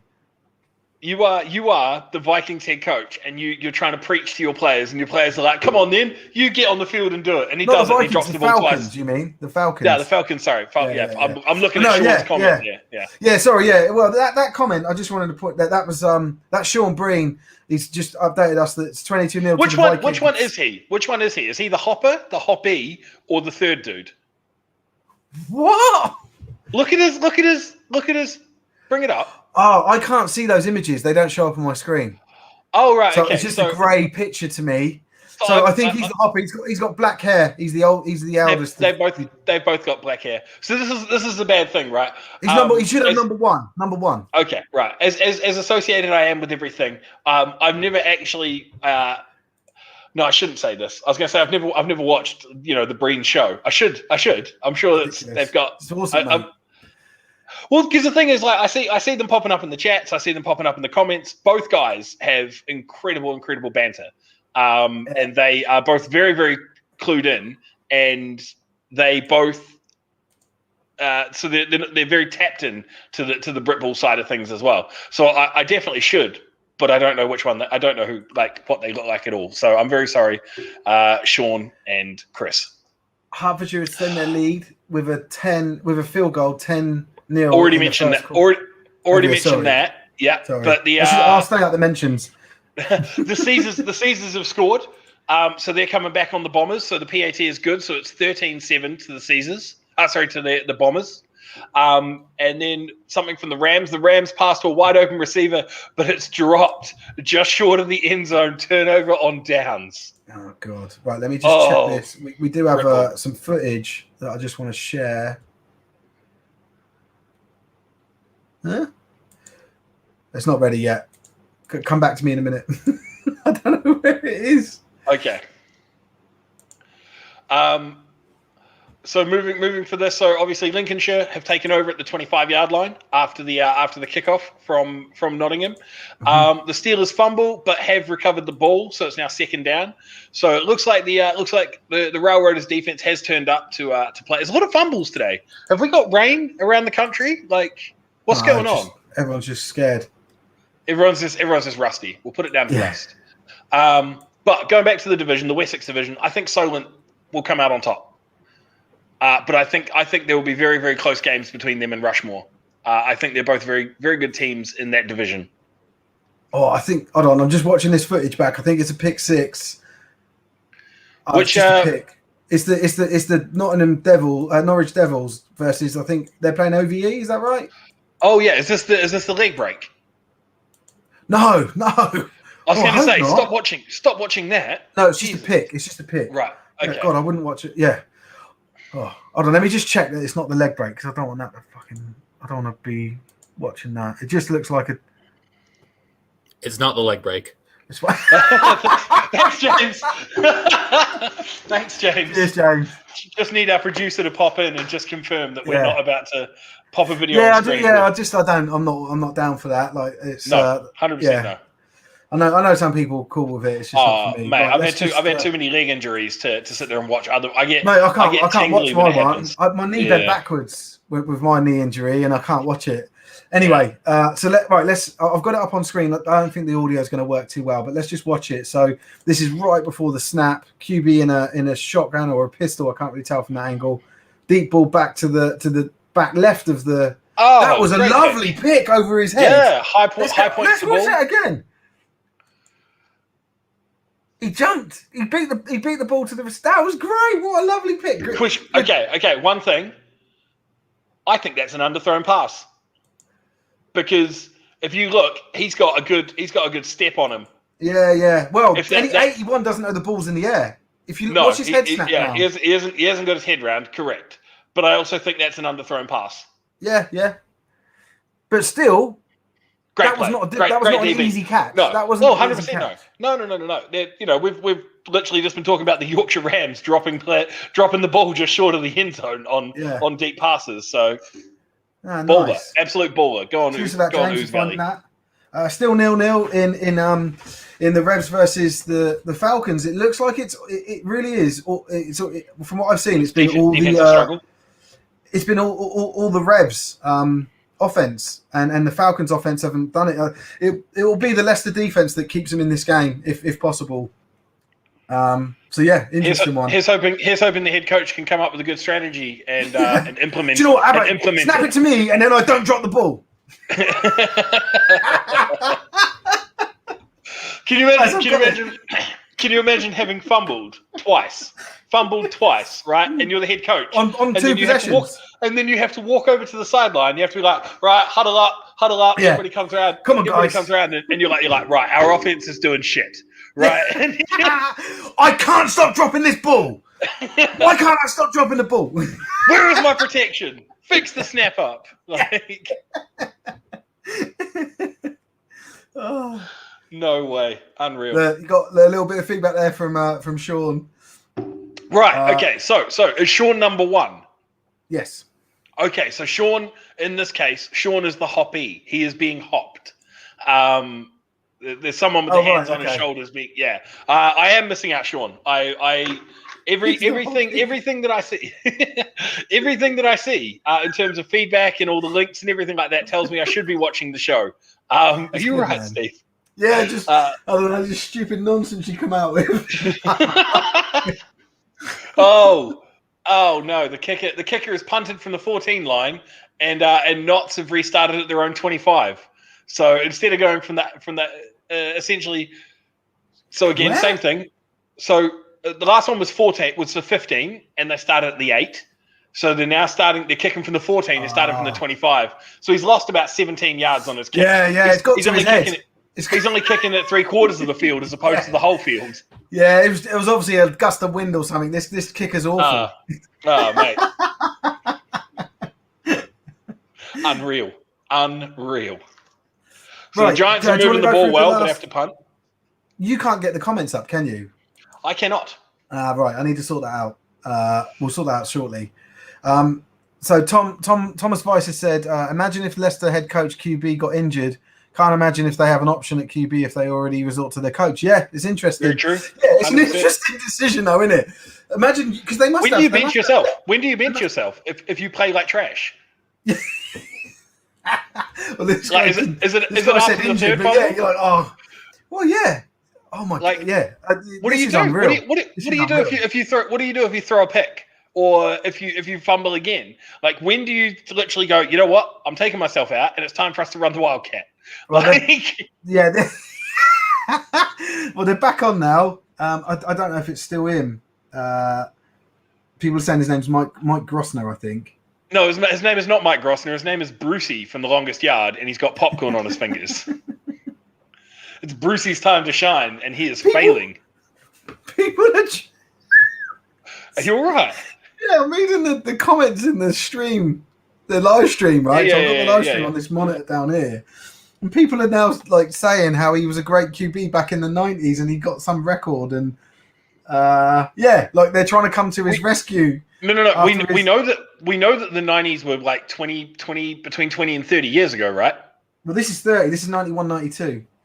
Okay, yeah. So that is a long time ago. If he was playing Britball then, he was probably in his 20s and 30s. The dude's in his 60s, possibly. Yeah, he looks good. He was like, we seen him last week. Mate, he looks all right. Mate, can you like? Oh no. Can we get James officiating because that was excellent refereeing to give us information? Yeah. Oh no. Let's keep that up for the promotion of the Bafra website. Bafra.info. Yeah. Okay. Right. Okay. There you go. Let's stay there for a few more seconds. Yeah. Head over and support your referees. Yeah. Absolutely, man. Oh my God. Leicester all over the place. The tailback just jumped massively. I think they're falling apart after just one game. Hurdle? Do you mean hurdle? No, like a staggered step. You could see him leaning, and just and then just went forward. Oh, jumps. Right. Okay. False start. False start. He false started. Yeah. When you say he jumped massively, all I can think is the guy's got hops and he's just like taken off and just hurdled. No, you need. I think most other people in Britball would have understood, but yeah, where you're Australian, sort of. Oh yeah, all over the place, aren't you? Yeah. Who would have thought that jumping means going up? No, yeah, exactly. Vikings. He spelled Vikings correctly this time. Yeah. Well done. He's getting better. 28-0. Go on, Murat. So this is the guy saying he played for the Hoods. That's what I'm seeing. Cheers, Darren. Back in the 90s, a long time ago. Yeah, man. I don't know what happened there. I think that was. Oh, I'm not going to talk about it. So the Rams were driving again as halftime approaches. 1st and 10 at the Giants 11, and then they fumble. So the Steelers have just intercepted the Railroaders as well. Merseyside, there we go, 19-6 up over the Romans. That's the sort of scoreline I'll be pleased to see. That ratio in this game. Yeah, but at the same time, I think that's probably first or second quarter. That's not full time. Yeah. So we're looking. So we're on trend for like an 80-24. Yeah. I'll take something a little bit more realistic. Oh no. No. What have you got? I want to continue on with my soapbox stuff while we. I was going to say, is it soapbox time? Is it soapbox time? Yeah. So we had those two teams pull out before the season. We had some teams pull out during the season. We've now started to see is teams postponing games and forfeiting games as of yesterday. How do you feel about a COVID postponement? So I feel two ways about it. I feel I feel that teams will potentially use it to their advantage to disguise other issues and as a get out of jail pass, However, I also think that teams are quite realistically at risk of losing players to COVID. Like, we're still in a pandemic, right? Like, that hasn't gone away, and that sort of brings me to my sort of point is like, I don't blame these teams for these forfeitures and these and these postponements, which most likely will become forfeitures. Let's face it; it's just good intentions to postpone, right? And I don't mean that I'm not trying to sound negative here. I'm just trying to be a little bit more realistic. Although, with postponements and with the extra month we have on at the end of the season because of the Scottish League starting the league later, it may well be that we've got a bit more time at the end. So postponement could work out, but I think the season shouldn't have started, and I think Baffa should be seriously considering now whether they just pull the plug on it all. And my big concern here. So let's go back to the thing that John Simon said yesterday that I picked up on. he mentioned in the comments on one of the many posts that we had that teams that pull out now should be punished. They should face some sort of sanctions, right? Right. Because the league has already been agreed to, and like you knew what you were signing up for, etc. But but the whole time you've got the ability to cloak it, like the fact that you don't want to be whipped by the big boys and just say it's coronavirus, we can't do anything about it. Well, that's it. You can't legislate for that. So I agree with what John's saying, like from a sentiment perspective. But there's always this ace card that they can pull out and say it's coronavirus. I'm sorry, it's coronavirus. We can't do anything about it. So a mate of mine said something very, very similar to sort of the path that you're taking. He mentioned it yesterday, and he said he knows that teams pulling out is a pain. He gets it, but it's been a half watered down season with full subs. With a half and half non-real season in an amateur league ending a pandemic, and BAFA's schedule to roll out was always going to change the goalpost. It's endangering players without real preseasons. He thinks that most of the teams will be fine for 2022, but he gets it. I think with some of these divisional realignments, right? I think asking like an associate team to play against a Prem level team. No, that doesn't happen, but even a Div 1 team is a fucking Even joke. a Div 1 team is a bit of bullshit. Is there Div 2 teams playing against Prem teams? Putting a Div 2 team against a Prem level team, like especially an established Prem level team as well, it's some bullshit. And well, the Manchester Titans they did last week, it's just some bullshit. So my view. And I think this all falls onto BAFA. And I've got maybe a different view of this than most in terms of how I approach it. I see it as BAFA needing revenue to continue to 100%. 100%. And then what they've done is they've put the commercial decisions that allow them to bring the main revenue comes from player registrations, right? And they have put the decisions to allow to create a situation where they maximize on their player registration fees coming in, to creating a league for this level, and have overlooked a number of safety issues as listed there, like so poor preparation time, but also we're in a pandemic, right? Like people at any time can get a ping up saying, right, you can't do anything for 6 days or 5 days or 10 days or whatever. And that's it, right? And that's what we're seeing happening. We're seeing outbreaks in teams, right? Potentially, or allegedly, maybe is the better word. But BAFA have put us in this situation. Yeah, 100%. Put us in this situation because they want money. They're not going to refund everyone. They're not going to refund you because you had COVID. You're not going to refund you because you only played 5 games this season. They don't didn't give a refund shit. in 2020. They don't give a shit about the integrity of this sport in this country. All they care about is getting money in so they can continue to exist at the moment. Yes. And that's the wrong way for a CEO to handle a lack of funding. What they need to be doing is either trying to find sponsors, which I can understand is maybe difficult because we're not yet in play, but also companies are out there that have got budget that you can start having conversations with. And also they got a huge grant from Sport England, like 40k, right? Like I think it's criminal what they've done, and I likened it to the. I was chatting to Mike Ireland. I said it's like the monorail thing, where this like snake oil salesman comes into Springfield and gets them to buy a monorail, and it's like supposed to, and it just turns out awful. And like that's what's happened. It feels like we've been a victim of like a sales pitch that we all wanted to hear because we all wanted to play football, and there was a willingness to do so, and it's been taken advantage of, and now people are going to be left out of pocket. But I think the worst thing is that we've got a substandard product out there now, and we should have just, what they should have done is the same thing as they did in Ireland.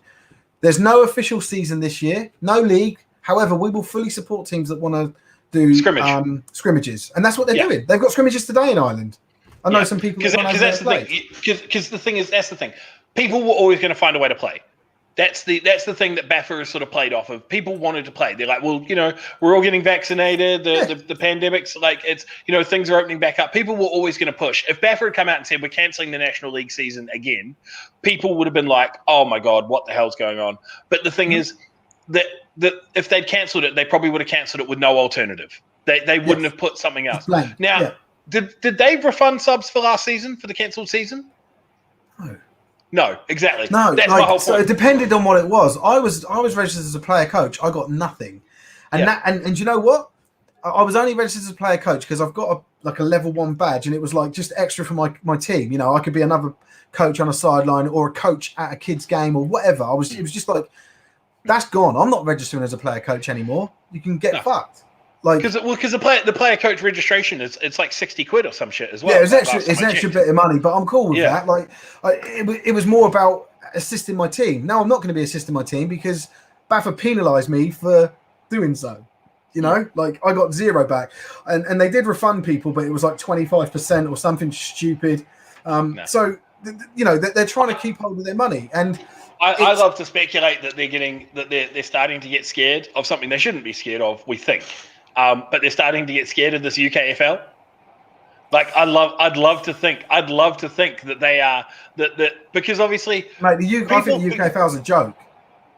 I have no idea, and I'm not going to. The guy in charge of it, Mick, he's tried to create spin-off leagues 3 or 4 times now. He's got terrible credibility within the sport, and he, in my opinion, would be the reason that this is a great idea. So again, there's another monorail, right? It's another. This is all the things that we want to hear, and great. Yeah, I'd love to have a pro league and 8 new teams and all this stuff that they're promising. But the fact of the matter is that they're looking to crowdfund to raise money. They don't have money. And the other thing that hold on, what's happened there? Happened where? Oh, hello. Sorry, I had a thing drop. Sorry, my computer just changed my screen and I don't know what's going on. But yeah, so like for me, there's nothing tangible behind what they're doing here. There's not like the one investor that they named actually then took on a role at as some sort of director there. It's just all like smoke and mirrors. So I don't think they pose any threat to Baffer. However, I think Baffer have got an existential crisis because they can't exist without having more money coming in. But the thing is, Baffer pose a threat to themselves. So that's the thing. If any half decent organisation could come in, because the thing is, people as a whole are so they're so disillusioned by Baffer, like because of the amount of continual screw ups. Yeah, I am too. I was a supporter of Baffer until recently. I don't like them. I think we need to have a complete change of structure there. Like, we'll pick this up in a second. The structure's okay, just the people. We'll pick this up in a second. Let's give some people some updates. So going into the half, the Bombers were up 13-7 over Notts. That has now so that is the halftime score. So Oxford has come out and they've said that they've got up to 150 people in the stands at Tilsley Park. So they're really happy to have the support. So great to hear that. Great to see that. Awesome. Everybody getting out and watching the game. So the Yorkshire Rams are still at – they were at 13-6 over the Giants. But the Giants have scored – so it was 13-6 to the Giants. It's now 20-6. PAT is good. The Giants QB has come through. Don't know if it's a rushing touchdown, or a passing touchdown. I haven't got that information, but the Giants do lead 20-6 over the Rams. The Steelers are up 23-0 over the Crew Railroaders. So Adam Smith, number 33, for the touchdown, and then he kicks it for the 1. So he converts his own touchdown, 23-0 to the Steelers. And the Saints just come through. Saints have got a touchdown on the board, but a fumble on the extra point is returned by the Cheetahs to make it 12-6. Oh. So they've gone for the kick. They fumbled it. The Cheetahs have picked it up, taken it to the field. I find myself constantly backing the Saints. They're just another team that I've got this I've got like a big heart for, But it's because you keep giving them money. Yeah. Claire's updated us and said that the safety to Rushmore is now 23-0 to them against the Bobcats. She did say the 21 with Aaron scoring. Good old Aaron. Oh, Aaron Sekwala. Unbelievable, mate. He is. Yeah,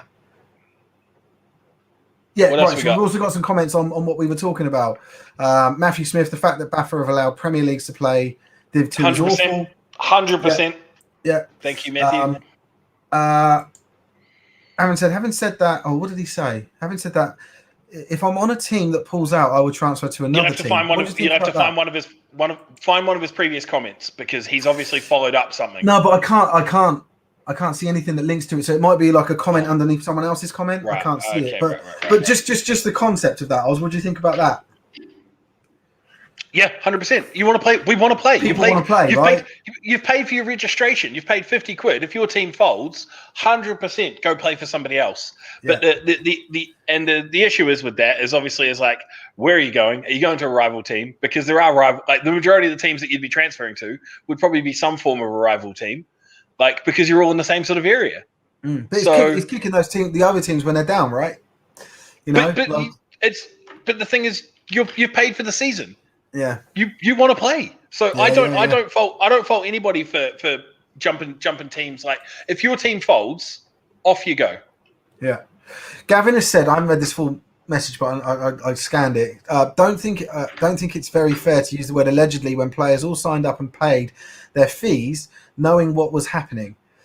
Players want to play, and I 100% agree that this year should have been a scrimmage and friendlies. It's all about money for BAFA, and to force a season. Yeah. Thank you, Gavin.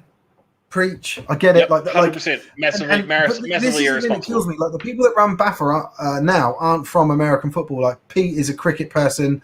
Like there's no one else that's been involved for any sort of tenure.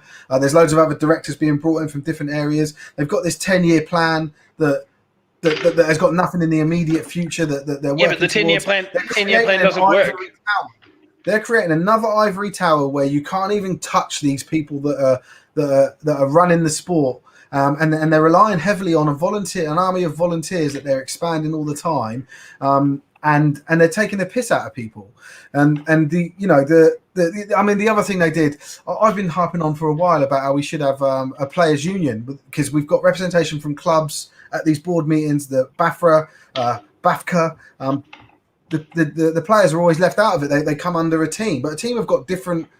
They don't necessarily have the same things that drive them as players, as individuals. A team doesn't care who the individual is as long as there's somebody registered and paying subs. Yeah, and so I've always said that there should desire be independent. is to keep existing. Like we represent as players, we represent. I don't know how much. 80-90% of the money that goes in. And we've got zero representation at that table. What the hell are you talking about, right? So, and then what BAFA have done is they've created this like advisory panel for players who have got no power, who aren't going to do anything. They're just going to make suggestions. Yeah, BAFA will do a little bit. It's all lip service, and I'm just fed up of it. I'm fed up of the ridiculous decisions they've made, and it's now bearing fruit. Like the bad decisions they've made 3-4 months ago that we sort of jumped on and sort of said this isn't going to work out. Div 2 teams aren't going to want to keep playing. Prem teams aren't going to want to keep playing Div 2 teams. Like it's pointless. It should have been, like we said, scrimmages, friendlies that are supported by BAFA. That I don't know what support they provide, but like they're just there and they can sanction things and stuff, right? And BAFA refs can come in, get involved, and all that sort of stuff, right? So. But the Irish League did exactly that. Didn't take anyone's money anymore. In fact, what they're doing is taking the money that people gave in 2020 and rolling it across to the next time they play. Mm. Whereas our NGB took the money and kept it. And we have to pay again this year for this dodgy league, and play again next year we had to pay for a cancelled season, mate. I think they've got a lot to answer for. And if you look at, I was waiting today for like any sort of announcement from them, anything to sort of like what do they publicly say next after yesterday, which was fucking atrocious, right? With announcement after announcement, of people pulling out and COVID really gripping things, right? But also the rules that they put in place. The first thing they announce is, happy 4th of July to everyone. Like, they just don't care. They're not tuned in. They're not plugged in. They're a load of shit. They are definitely tone deaf, is probably one of the best ways that you can describe the National Governing Board. where it's quite, they've got this 10-year plan, but they realize for them to be able to even say that they've got the 10-year plan, I'd they like need to see the a money. 2-year plan. Give me a 2-year plan. Fucking do that. Sorry, I know I keep jumping in here. I told you I was waiting to get on my soapbox to this because it's been pissing me off something rotten all day yesterday and everything. But it comes down to them. You can't blame anyone else. Everyone else has got good intention. They just want to play. They just want to get involved. And you've taken that and you've taken that faith and that need and you've found a way of making money out of it. And do you feel any onus should rest with the teams though? So the two teams that I mentioned, the Bury Saints and the Berkshire Renegades, had the foresight to not even get involved.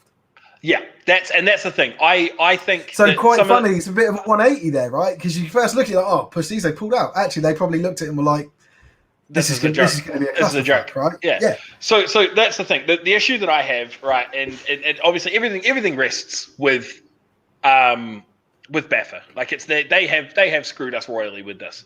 But if you're looking at teams, right, that have got if you struggle to put numbers to paper during your preseason, that like whatever the preseason that we had, you are struggling to put numbers to paper, but you are still intent to forge on with this season after the schedules have been released. You have seen, teams that you're going to be playing against, especially if you're a lower level team, right? And you've seen who you're going to be up against and you're looking at that competition. I get your players want to play, but at the same time, you have a commitment to the other teams in your division that you are now scheduled against. Yep. If you have been struggling for numbers and you have been struggling to get players to commit, you've been struggling to get specific players in certain positions, and then you get slapped in your first game, and then you're like, you know what, we're done. Baffa have put them in that situation. Like they have 100%, but you have to have personal responsibility. Organise. Organise travel. Organise home games. Get all your kit ready. Spend all this money. But if a game gets cancelled, we're not going to fucking help you. Yeah. 90% of the responsibility, like 90% of the fault rests with Bapper. It does. I agree with you. But there is still a 10% responsibility on that club to look at their situation and assess it and go, you know what? Are we sick? Are we able? So the thing is, you have to look at it and assess it and go, you know what? Are we in a place where we can play this season? Yeah. And you need to have that hard conversation with your players and come out and go, look, we are the lowest ranked team in this division, right? Yeah. If we get slapped by 70 points in week 1, how many of you guys are going to want to play the second team in our division? Yeah. How committed are you to this season if it gets hard? Are you ready to you have to take a hard look at your own club and your own players and say, are we in a position where we can go out week after week and get slapped by 40, 50, 60, 70 points and you want to continue playing? We're learning. Yeah. Yeah. But the thing is, you're not learning when you're forfeiting. Because you've been humped once and you're like, you know what, we're done. Like, and I get Baffer is mostly to blame for this because they shouldn't have put you in this position to begin with. But you still have to take individual responsibility as a club or as a player to go, you know what, we should have been looking at this because we knew what the schedule was. Like, it's not like they gave us massive amounts of time, but when even before they released the game schedules, they released the divisional alignments. I think they were appeased by the point that Baffa made of saying that, and it was very vague, and it was like Premiership teams are expected to adjust to keep the games competitive, right? So that was what pacified these Div 2 teams to get them to come in, and so they're not lambs to the slaughter. Of course, they were lambs to the slaughter. No. A player that hasn't played for a year and gets a chance to tee off against anyone is going to take 100%. it. I will. 100%. You are clinically stupid if you think that. No, and I have to use the polite term of clinically stupid. Like you are big dumb. No, I wanted to say a different word, but it's not a politically correct word. So you are lacking in the intelligence department if you think coming into that like I'm gonna use Holton. We've got Manchester. Like, oh, it's okay though because they're gonna go easy on us. They're gonna roll out their third stringers, and it's just gonna be gonna be a friendly. No, it is not. They haven't played, and like you say, they haven't played in 12 months. Like, they're rusty. They've got goals. They want to be the best players that they can be. They're going to roll out the best team that they can, and they're going to hump you. Yeah. So, mate. Right. Halftime. We got the Cheetahs. The Cheetahs are down 12-6 The Cheetahs are up 12-6 over the Saints. And we've got the Sheffield Giants up 20-6 over the Yorkshire Rams. I got an update from Murat about the Vikings game, just to say that it was 28-0 at the half. We'd obviously already got the score from, I think it was Sean or Chris, I don't know, one of them. They told us it was 28-0 to the Vikings over the Senators, but that was the score at halftime as well from that game. Cool. Right, I'm just going to drop off for a sec because I want to go to the toilet. Should we put James in to co-host? James, are you cool with that? Come on, James. Come chat with me. Let's see what James has got to say about things. I'll be back shortly. I was going to say, you've been listening to us both monologue and rant. Have you got any sort of strong feelings either way about this? Not particularly. I'm not that involved in Britball. I probably should be, but is it more like, because I know that you were quite involved with Uniball at one point. Like, do you feel like if you had been in this position in your Uniball sort of career, so to speak, how would you have felt about it? Like, would you have blamed sort of Bucks and Baffa? Would you have blamed your university, your club? Like, where do you feel like the responsibility lies for the commitment that you have given or your club has given? I feel like it probably lies with the governing body, whether that would be Bucks or Baffa. So, like you said, the Prem team shouldn't be playing the lower level teams. If anything, no way. If anything, it probably just discourages people from playing. If it's your first time you go out and get slapped, you're not going to want to ever play again. 100%. I know, like when I first started, I got injured pretty early on, and I was just, I can't be bothered. And if you're going out against a Prem team, you're more likely to get injured just because of bigger players, better players, stronger players. So it just turns more people off the sport. Yeah, definitely. And I think that's the thing. It's like we've had a COVID impacted season for 2020 where it was just cancelled. We've got this, absolute sort of feces show of a schedule that we've been given with the division alignments and things like that. Like I can very, very easily see it affecting like registration and the drive for a lot of people moving forward. Like everybody wants to play that is sort of signed up, but if you're linked to a team that's either forfeited a game or you're folding games or you're folding as a club, like some people don't want to move to new teams. That's the other thing. It's like, you'll see the transfer requests come, but you might not want to move to a new team because you don't know anybody at that club. You don't want to have to commute. Like if you're based in an area where your local team that you played for is, 5, 10, 15 minutes drive and your next closest team is an hour and a half, that's a commitment you have to make for that commute, let alone the away game commute as well, the extra costs on top of that. And like I said, you don't know how the team goes.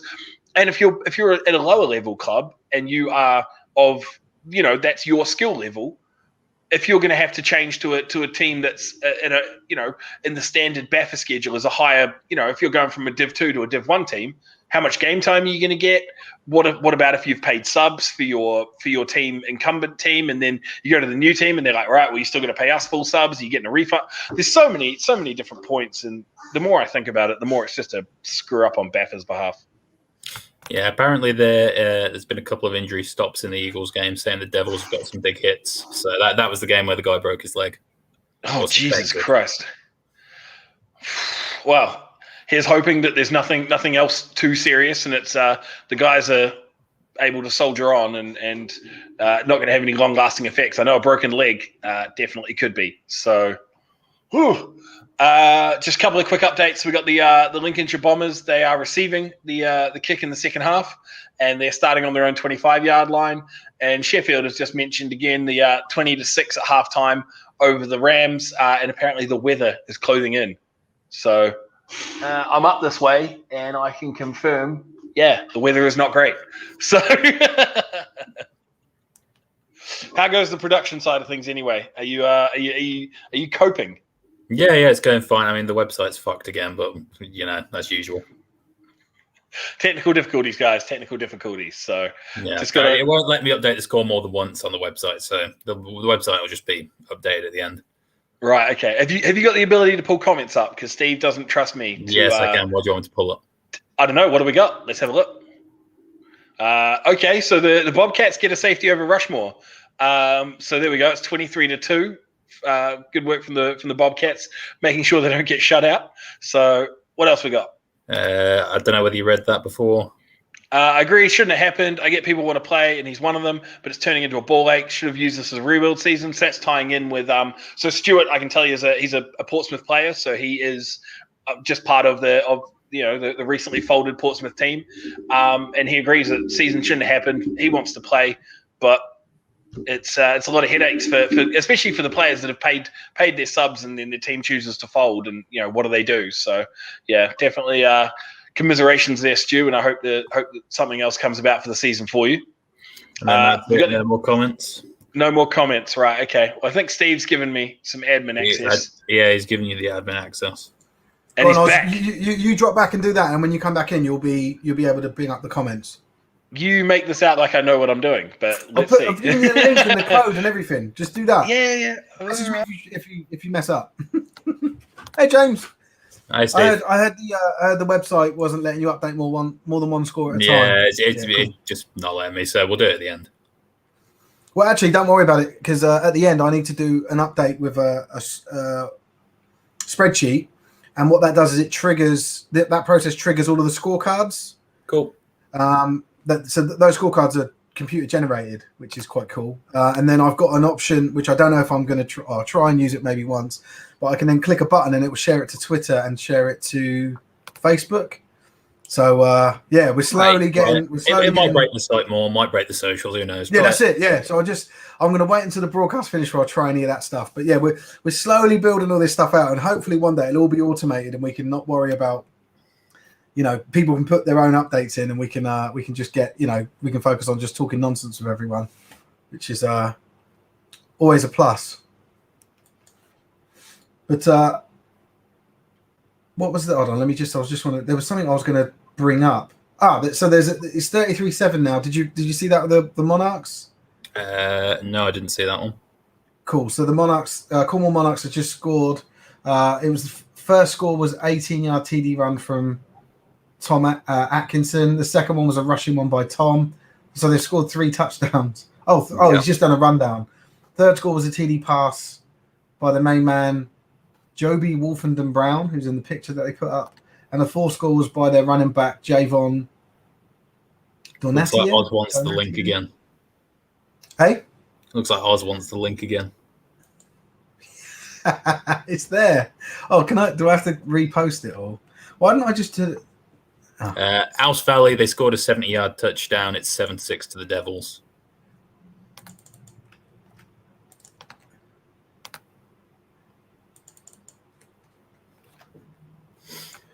Ouse Valley. I have no idea where they are. So, well, what other comments have we got? Oh, yeah. So, was that was the one that you just did? Yeah, for Chris.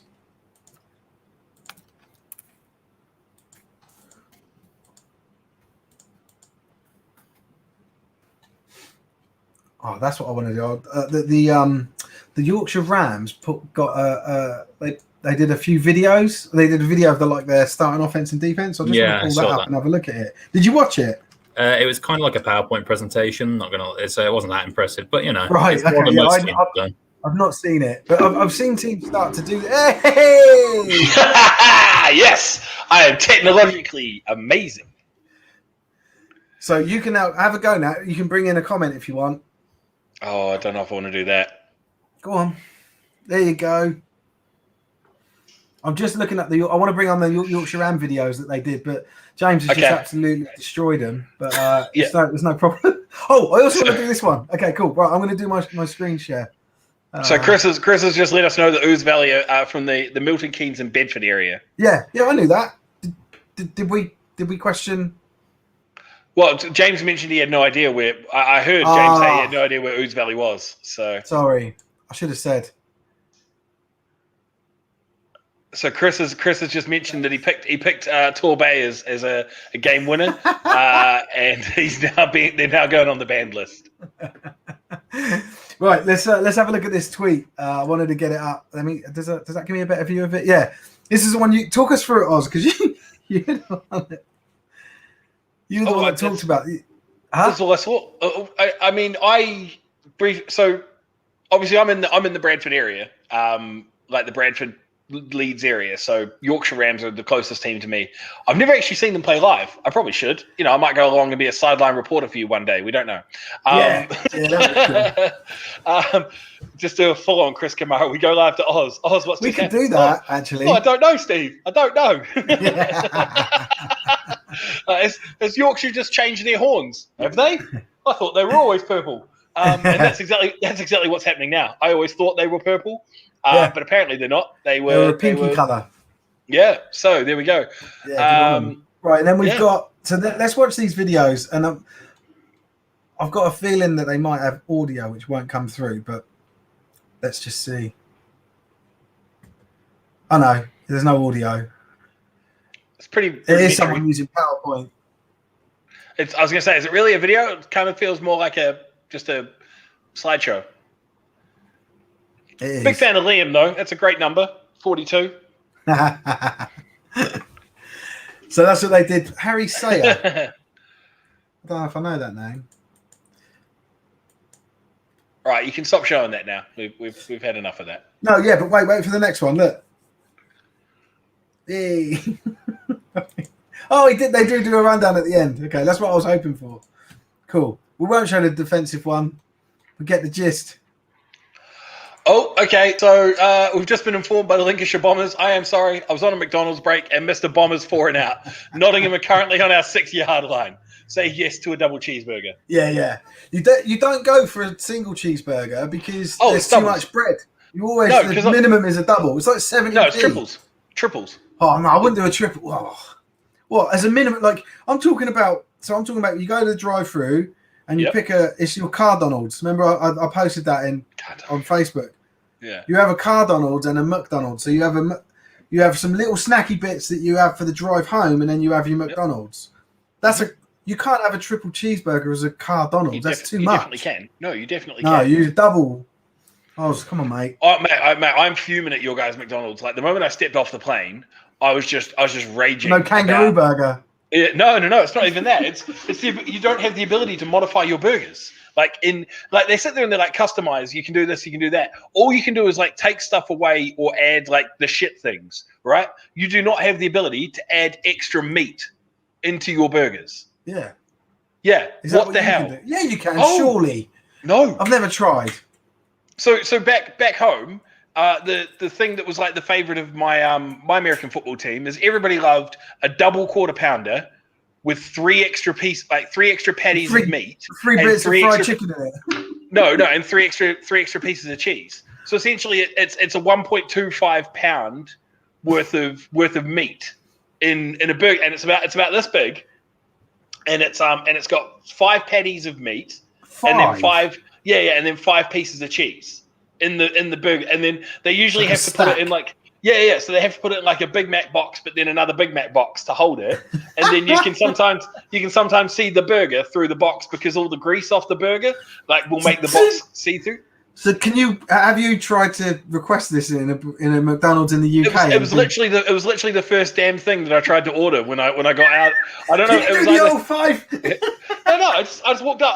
I was like, yeah, can I get a large double quarter pounder burger with 3 extra pieces of meat and 3 extra pieces of no? So we call it a combo. You guys call it a meal, so we call it a combo. So I walked up. I was like, yeah, can I get a large double quarter pounder combo with 3 extra pieces of meat and 3 extra pieces of cheese? And the woman looked at me she literally looked at me like I'd spoken a foreign language. Oh yeah, sorry, this is McDonald's. Sorry. Yeah, no, and she was like, she's like, what do you want? I was like, I want a large double quarter pounder burger. And she was like, we don't do double. And this is because the double quarter pounder is like a limited time offer thing as well. You don't do that usually. Thanks, James. That's James. Oh, why did we give him the? He looks so happy at himself. He looks so smug. I think the producer role is the best role that we've created. But yeah, so she was like, "Oh, we don't do that because the double quarter pounder burger is like it's a limited time burger. They take it away whenever they want." So I was like, "Can I get a double?" There we go. Thank you. I put booze and Mackies. Do you know what the worst thing is, right, guys? I don't even always play lineman. I play tight end or linebacker. So I play tight end. Tight end and linebacker. Yeah. I move way quicker than I should for my size. Yeah, you do. But What the fuck is wrong with you? You got these right? athlete's legs, haven't you? Like they're yeah. just unreal. Yeah, literally like the most shredded legs in the world, and it's like it's because it's carrying around like a 300-pound man at like ridiculous speeds. Right. Yeah, I've never thought of it before, but you're rapid for someone your size. Yeah, just shredding, literally just running down running backs and wide receivers at like 300-pound. It's unreal, unreal. But so you'd ordered this burger, this double quarter pounder, but they're like, we don't do that. And I was like, right, okay, can I just get a single quarter pounder? Then can I add 4 extra pieces of meat and 4 extra pieces of cheese? And the woman was like, you can't add meat. And I was like, I'm not asking for it for free. I will pay. Like, I'm not asking. Like, yeah, I have money. Yeah, it's fine. I get this burger's going to cost me about 17 quid. Ah, hold on. Is this the lad that got no? No, this is there could be 2 people that have gone to A&E today? I'm not sure because they did mention. James mentioned Richard. Wasn't James, you mentioned that there was another injury in the Devils. Apparently, there was multiple injuries in the Devils Eagles game. Yeah. Oh my god! But I don't know if another one went to A&E. Will, it looks like Will has. Yeah, or maybe Will, he's accompanied the player. Oh no, he's in pain, so he's definitely. He says hunger has overtaken pain as my overriding sensation. Well, Will, can you update us? How are you doing? What is your injury? Are you okay? Man. And which game are you from? Yeah. But that's awful. Yeah, so I ordered this massively excessive burger. Yeah. So I ordered this massively excessive, but we tried to order it, and then she was like, "Looks like you'll see a few burgers today." Good. Yes, all about the 0 burgers. Good. But so I ordered this excessive thing, and then, you can see he's in a Bournemouth t-shirt. Yeah, I can't see the pictures, so I don't know why. I need to get this fixed, maybe, but I can't. Okay. They don't render for me. Okay, well, it looks like he's in a Bournemouth polo, so that's why Lyman Space Cage is large to stop us eating between plays. So I tried to order this massively excessive burger, and she wasn't having a bar of it, and I was really mad. Is the long story short? Were you angry? I was fuming. What did you do? What did you have instead? I just told her I was going to Burger King, and just lost it. Like, I didn't even go to Burger King. I was just fuming, absolutely fuming. Yeah. So now my standard. I'm taking my money elsewhere. Yeah, I was such a Karen. So my standard thing when I go to, and I can get my phone up and I can prove this to you, right? So my standard thing when I go to McDonald's is I get a double cheeseburger meal, like large meal, with no pickles, no onions, because I fucking hate them. They taste atrocious. You're one of them picky people, yeah. But then I also get a triple cheeseburger to go with it. So there it is, right there. This is you proving. Why would we question that? That's what you do. Yeah. So it's the triple cheeseburger. It's my Car Donald's. The triple cheeseburger is the burger I eat before my meal. Yeah, the Car Donald's. Yeah. We got another update here. So Rams Giants delayed due to lightning. Yeah, the Rams have got if you can jump over to Twitter, the Rams have got oh no, actually it's not a video, it's a GIF. I've been fooled. Delayed? That's yeah. So sorry, I thought he meant a delayed kickoff. It means a stop in play because of lightning. Yeah, that makes sense. I'm so gutted. I was on the Rams Twitter, and I saw the GIF and I thought it was a video, and I was like, "Oh, we're gonna get to see the lightning." No, we're not. He's just posted a GIF. He just posted a GIF. Nottingham go for it on the 8-yard line and miss. So Lincolnshire have taken over at their own 8-yard line.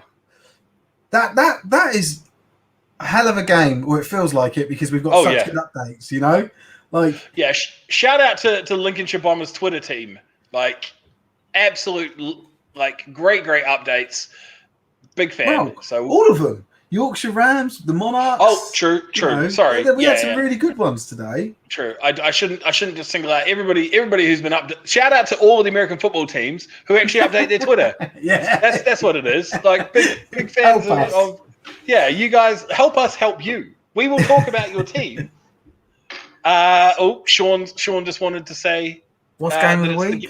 The Lincolnshire Nottingham.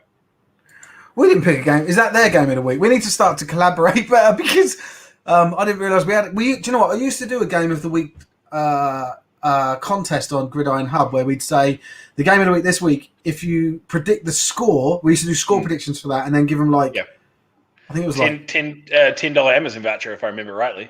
No, because we £10. Our currency is sterling. Yeah. Look, all this talk about double quarter pounders and extra meat has got me thinking in the wrong currency again. I've been here 7 years. I might start doing that post again. I don't know. We got enough at the moment, I think, with the picks and all the different things. I might add it in. We'll see. Yeah, Sean's saying that was the pick of the week for this show. So we'll collaborate for the future so that we align on what a game of the week is. Because I don't mind you guys picking it, but yeah, I didn't know. I was going to say we don't even need to. We can just let them pick it. No, yeah. I just want to back it and go, yeah, game of the week. So yeah, Sheffield and Yorkshire has been suspended due to lightning. Second half not yet started. Okay. Oh, so it was half time that it all happened. Yeah. Okay. Thanks, Dave. Much appreciated. Dave Tidswell. He's another big name in the game. Is he? Yeah, he's solid, mate. I think he does a lot of photography as well lately. Oh, nice. But, cheers for the update, Dave. Oh, thanks, Chris. Much appreciated. Yeah. See, this is why I don't watch your show. This is 100% why I don't. Just trying to stitch me up. Do you know what? I had a point to make when I went in to go to the toilet. I was like, I thought of something, and now I can't remember it. And it was to do with this whole forfeit thing and Baffer's responsibility of it. I want to bring up a couple of comments because one of the things I mentioned. Yeah, so one of the things I mentioned to James was about you've got to sort of feel for the players of the teams. Yeah.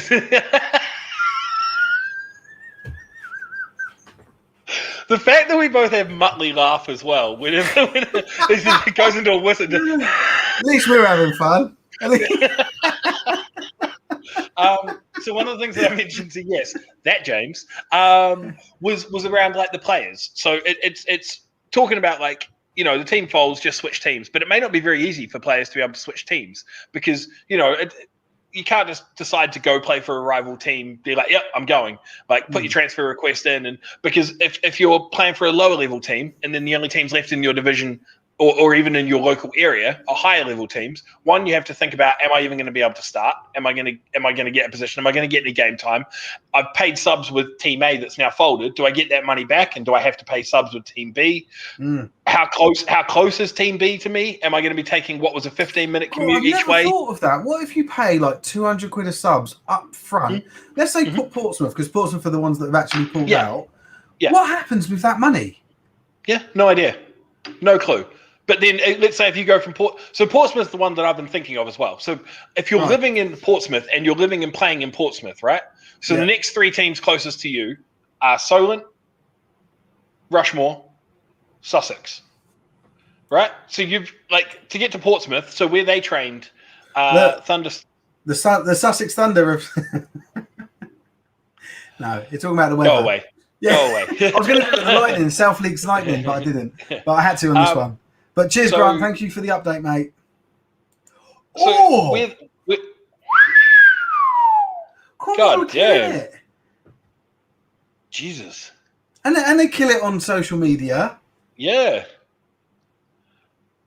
Oh, we got some videos from the Saints as well. That's against. And let me check. That's against the Torbay Trojans, right? That game. It is. Yeah, Torbay. And I'm pretty sure that Sean had Torbay to win that, or Chris had Torbay to win that. Sorry. Yeah. But so just going back to the Portsmouth part. Sorry, very quickly. Yeah, sorry, mate. It's like if you're living on Portsea Island, right? To get to where Portsmouth train, it's not that hard. People watching this one know what Portsea Island is. It's the little hemorrhoid at the very bottom of the UK. Is an island, and Portsea Island is the island, and then there's it's the little hemorrhoid at the very bottom of England before you hit the Isle of Wight. It's the part of the Portsmouth that I thought I'd never leave in my entire life. And then you went to Windsor. No, I'm in Bracknell, which is Oh, I'm quite near Ascot Racecourse. That's where I am. No one cares. We don't care. Yeah, but if you're living there, yeah, they do. if People you're living there, care it's about 15. It's about 15. Actually, I'm going to bring it up on screen. I'll show a map. Only the ones that want to fight you care where you live. If it's all of them have got my address. Shut up. Anyway, so it's a 15-20 minute journey for you to get to where Portsmouth train and play as a home ground, right? If you're going to Solent, then it's about an Steve. James is messing with you something good. What did he do? I didn't see it. He's changed your name. How did he do that, prick? I'm not from Ascot. He's well happy with that, Steve. That's good. That's good. Well, I can't argue with that one, James. I'm not even going to finish the point, but essentially it's an hour to get to Solent, it's an hour to get to Sussex, and it's an hour and a half to get to it's Rushmore. not an hour to get to Solent from Portsmouth, mate. If you're coming with Portsmouth traffic, it is. Definitely. No. Yeah. No, it's not. No, it's not. You got that wrong. You've got that wrong. There's no way it's an hour. That's like a 25-minute journey. No, it's not. Do you know how bad the traffic is on that? What is it, like the M26 or something? What, are you going to leave at rush hour every time? Like that? No, even just as a standard, it's horrendous. Nah. Well, you didn't say a standard. You said rush hour. No, I just said how busy it is. What? I just said how busy it is. It's just So looking at yeah, fucking come on. Thank you, Mr. Vice.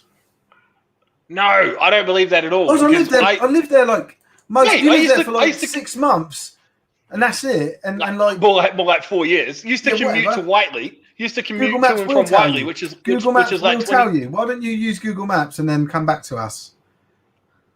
No. This is going from North End. This isn't going from North End is easy. I used to live in Southsea.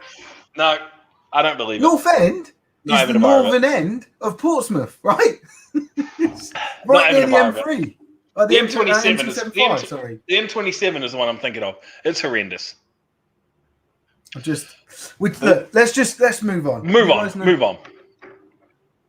You guys know the rule on Thunder stopping if unable to continue 5 minutes into the second half.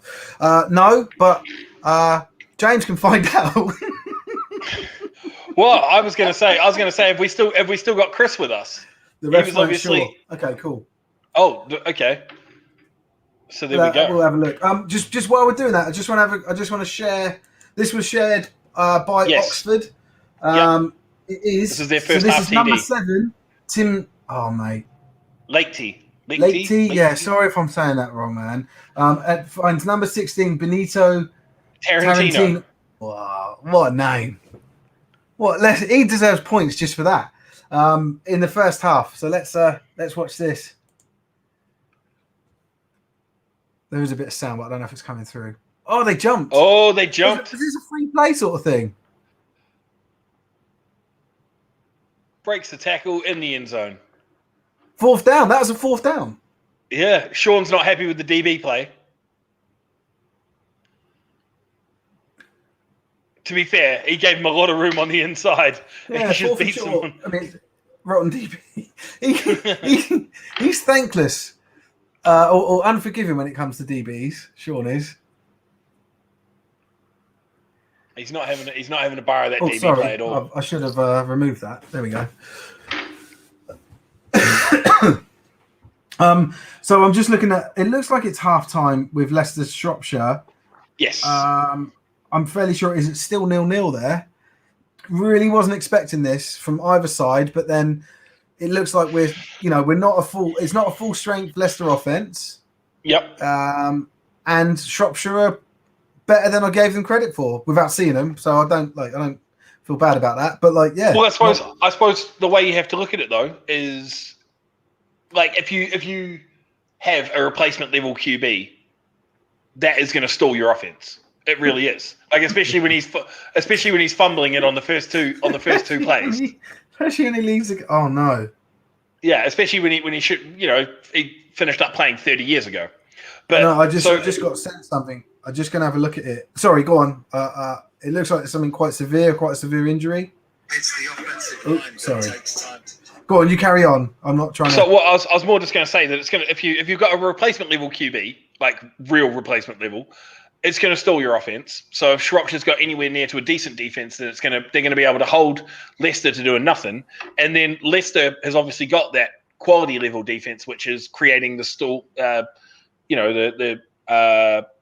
not saying stalwart's not the word, the standoff that we've got there where it's both 0-0. So it's just a big old defensive struggle, and we need one of those defenses to be able to capitalize. Have you got an injury? What have you got? Mate, this is not looking good. This poor bloke just collapses on the field. Big bloke. They panned away from it. It's in the Shropshire. It's a Shropshire player. It was on the live stream, and that's probably why they've now stopped. What? Taking a break. Yeah, he just collapses, mate, and it's on film. Takes his helmet off and then just goes over. I'm not going to show the footage, obviously, because we don't know how severe that is. No. Sorry, someone sent me it. That's what I was looking at, and it looks severe. That's why I sort of stopped. But hopefully he's it's nothing serious and he's okay and able to continue. And his biggest issue is he just had one of my burgers before the game, and it's just repeated on him a little bit. Moving on to more positive thing. Well, depends on who you support. Hearts have scored and kicked the extra point, so they're up 19-6 over the Saints. All that money you've invested just going to waste. Like you just. Oh, don't say that. And it's the Amity fan. It's not me. And sound like Jimmy Carr now with your tax breaks and everything. It's a non-profit. You fucking. Exactly. Yeah. Oh, it's a tax write-off from a non-profit. That's right, guys. Knocker. Speaking of which, actually, we got some really good raffles open, so go and have a look on the website. Okay, we'll take some time to promote some tickets. Yeah, we'll take some time to promote some shortly. But update from Samwell. So we got. I think this is the third pick of their defense against the Railroaders. So number 15 for Sandwell with the turnover, with a lovely pick there. So they're going to take over, and I think that they are firmly in control of that game. If I look at the most recent score update from them, which was I think it's the fourth pick actually, because looking at that. So give us some score updates there, Samwell. Where are you at? No, I can't seem to find them. I think it was about 23-0 last time I looked. They've taken an early half time in the Leicester Shropshire game. Okay. Well, here's hoping that the player who collapsed is going to be okay. We can see a coach pitch side being interviewed. Obviously, it won't be their coach because he's needs a breath. And you can see the Shropshire and Falcons player behind them, like running drills and just going through some motion. So I don't think it's as severe as what it could be. So, but still, we obviously wish that player all the best. It's awful. So this is why Sean is so critical of the DBs. So he was a corner for 6 years. Yorkshire Rams have said it's still bad and not getting much better with the weather up there. Yeah, the Lincolnshire game's still delayed as well. So up. Yeah. So James, did we get this? Let's put James on the spot. James, he removed himself. Did you find out about the referees thing? Well, I did just have a look in the IFAF rulebook and no, there's nothing. IFAF? Yeah. Okay, cool. Why don't you go on Bafra.info? Because there's fuck all on there, mate. Cheers, James. So Chris is just saying that he doesn't think the coach interview is live, but he could be wrong. Yeah. Well, I think if he's still watching, he's probably smashed now. Like, yeah, whatever. But yeah. Guys, that's what I said. That's what I said. We should get Chris because he was in Worcestershire on the pints. But be hammered. I don't think the coach interview is live, but could be wrong. Oh, okay, right. Sorry, I was to what I said about them. It looking like that guy's okay. We still don't know, and it could just be running. Yeah, running drills in the background. So I'm not sure. I've got it open, but it's on mute, so I don't know. So we've got half-time in the Cornwall Torbay game, and that is a drubbing at 47. We do have we've got a live view of the field, and the players are just sort of milling about. There's no. We can't see the guy. Right. But there's a kicker's just come on to practice some kicking. Yeah, I don't know. I don't want to sort of tempt fate. Speculate. No. Yeah. Well, we'll hope for the best, and we'll see what updates we get coming through. Yeah. Yorkshire updates are saying that it's still bad and not getting much better. So looks like that game's still going to be on hold. Aztecs are 40-0 up against Swindon Storm. Did we have that one? No, I haven't seen anything about that. Jesus. Yikes. I think that one's a full time. No. Okay. Could be. There we go. We got something from James. Start the game or suspend a game in progress if conditions are construed to be hazardous to life or limb. Okay, but yeah, there's no mandated. If it hits, like on a. Oh, there you go, James. He's giving you a look. James. Get to work. Cheers, Benjamin. Thanks, Benjamin. Much appreciated. Anything you can give us to make James do more work, we greatly appreciate. Look at you quaffing back the red wine.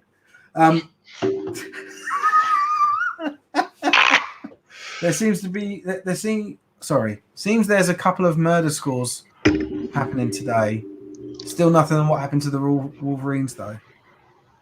Obviously, the Wolverines got slaughtered last week. So he's saying that we've got some big score lines, but nothing is evening has gotten close to what happened to them. Yeah. Steve does not compute. Yeah, your brain. No, I'm trying to watch these geezer down here. Sorry, I'm looking all over the place. I didn't know you didn't realize you were waiting a reaction on me. Yeah, of course. You are literally the other person I work with. Yeah. Well, there's James as well. Look. Steve broken. Yeah, I did. Yeah, just fucking firmware update or something. James is fuming. We're never getting a producer back again. You're going to message him next week. Do you want to do the scores? No, I fucking don't. James, I need you. I need your help. Do it yourself. Do one. Well, yeah, I think we'll get Hatch said he wants to start doing more of this stuff as well. He said he enjoyed it last week, so it'll be funny to have on. Worst thing, it's not the Prem teams hammering lower divisions. So that's what Sean's saying with the score lines that we've got that are coming. The producer has left the chat. Thanks, James. So with the score lines that we've got that are popping up, Torbay and Cornwall, I think they are supposed to be both the same division, aren't they? Like in the grand scheme of things. I disagree. I think you should enjoy yourself no matter what's happening. Yeah, win football games and make memes about winning football games. Well, they're meme. I don't know, I suppose it was a meme, but it was to promote a game. You know what I mean? And it was just a novel way of doing it. So, yeah. Plus, I'm going to assume not a meme, is it? Well, it's like there's actual content behind it that they wanted to get across. That's cool. Based on the teams that I've been linked up with in the past as well, the people that run the social media are very rarely are actual players. It's usually like a friend, like a family member, something like that. Yeah. That's doing the social media for a team. So, don't know if we can get them out there. I wonder if Claire's still here. Have we got an update on the Bournemouth Rushmore game? Yeah, I don't know. I'm trying to see what else we've got online. Well, it's still bad, and it's not getting much better according to Yorkshire. The Rams, sorry. Mate, imagine that. Not just COVID, or you've got British weather. You got British weather to contend with as well. Also the weather just fucks you over. Why not? Why not? It's not like it's a summer sport game that we're playing or anything. Out here dealing with the piss and rain. Well, I mean, I suppose we could, if we've got time, we could get onto the topic of climate change, Steve. I'm sure this would be a topic that everybody wants to speak about. Look at this. It's pissing with rain in the middle of summer. What's going on? It's all about it's all to do with climate change. That's what it is. So what? I'm just trying to bait you, mate. Wait, don't sack me. I'm just doing it for user entertainment. James, have we got an update on the referee thing? How did you go? According to Appendix B that I was so kindly sent to read, there is no fucking time on it. Thanks, Benjamin. Are there other games? Are there other games stoped due to weather? I think there's 2 games stoked at the moment, aren't there? Leave them alone. As we know, well, from what we know, it's the Yorkshire Sheffield game, and also the Lincolnshire Nottingham game are both delayed, I think, Yes. at this moment in time. Yep. So we've got an end of third quarter report from the Oxford Saints, still 19-6 to Hertfordshire. So unfortunately, Steve, you're loving baby. You know, they're down by I know, by 13. It's funny. And then we've I got never thought I'd like a team called the Saints, but I made an exception. Oh, right, okay. It helps when you're a primary investor. So the Steelers have they've run in a direction. I don't know if it's left or right, but they've taken a rushing touchdown, and then the kick rebounds. So the score is now 32-0 for the Steelers over the Crew Railroaders. The kick rebounds. I'm assuming he doinked the post and it bounced out. Right, yeah. Yeah. So Cool. that one is getting a little bit more one-sided. I think we're into I think we're still in the third quarter for that Steelers game, actually. So we could be looking at a 40 burger on that one. Yeah, definitely. Maybe even 50. Yeah, I'm just checking. To be honest. Just checking to see the updates. Oh, I know James is doing the same, so there's no real point because he's got us sorted. But that Bristol. I'm fairly sure that Bristol one, Bristol Swindon, is a full-time score. Right. I think so. I don't know. It says this is on BAFA's website. It says it was updated 2 hours ago at 40-0.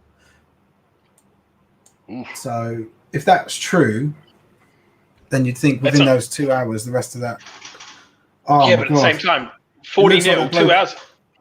I don't know. I don't know if this is true, man. I don't know if this is true, but in the chat, I don't know, because it's in the chat for that live stream. Someone called Metal Gear Sonic has said, "I have an update on the bloke heart attack." Jesus. But I don't know how credible this is. I think we should. I don't think we should speculate on. No. Yeah, you're right. We'll wait until we hear something credible concrete. update. But I'm not listening to the live stream, so I don't know what's being said, whether that's true or not. Someone will probably tell us in the comments. But yeah. Thomas, not a fan of BAFA? No. Not a fan. We've got an update from Samwell. There's a dog on the field, and he's run it for a 100-yard touchdown. So it's good to know that the random dog on the field has got more offense than the Crew Railroaders. But you should probably sign him up, get him to play running back. Yeah. So Chaz, I saw the same, mate. I was sent the clip of it. It was very Ericsson-esque. He just sort of went over, and the camera cut away. So yeah, it could be a heart attack. Hoping for the best. Yeah, we'll give you guys updates as we get them, and hopefully he's fine. I'm gutted if oh my god. Cool. We'll not be speculating. So fucking prick. Sorry, this bloke has posted. The Metal Gear Sonic bloke has now said, "This was a joke, by the way. I have no update on the guy, and I hope he's okay." Why would you do? What an arsehole. Why don't they block him? Sorry. But this is why also... would you even fucking say that? This is also why we should probably stick to credible sources as opposed to I know. comments. Fucking wanker. We're not gonna speculate anymore. We'll wait till we hear something. Sorry. James is right. Yeah, man. Not this James, the other James. Not this James. Oh, mate. This is the wrong software. It's funny. He's fuming. Yeah.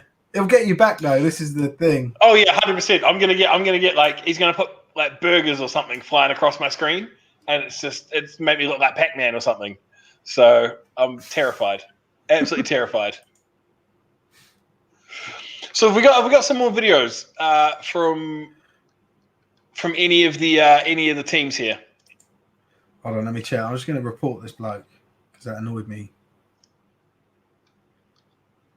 Because I'm just having a quick. I'm having a quick look, and I'm seeing if I can find anything else on the. What, any sort of video content? No, we don't. We didn't get sent anything this week, so it's just stuff that people have posted. Let's have a little look. Thomas, I'm not going to put your comment up, but I definitely agree. Yeah, exactly, mate. Yeah. So we're still looking, and it looks like at the moment, have we got a full update? What was that? That dog on the field post. Dog on the field. Dog on the field in caps. Yeah, 100%. 100%. Samuel Steele is killing it with their media team today. So love it. Right, I love the fact he's gone a full 100. Yeah, well, it was probably a 90-yard field, so that's most likely inaccurate. Oh, give it a rest. Ribble doesn't typically do 100-yard fields. No, that's true. Well, because it's is that because rugby fields, because they are from post to post? The uprights need to be at the back of the scoring zone, the end zone. Yeah. So, So they have to shorten it. So technically, the fields are the same length, but then they don't get shortened down. What I'll do is let me share with you guys about the raffles we've got at the moment. And let's go. Bring them up. Hold on, let me just wait for the page to load. Nothing mentioned on stream about what the injury is. Yeah, and I can understand that. I think, they're the clever ones. We talked about it, and what do you mean? No, there's no we. You. Yeah, me. Yeah, I talked about it, and I probably shouldn't have done. Don't drag me down with you. But it doesn't look good. Right. So hold on.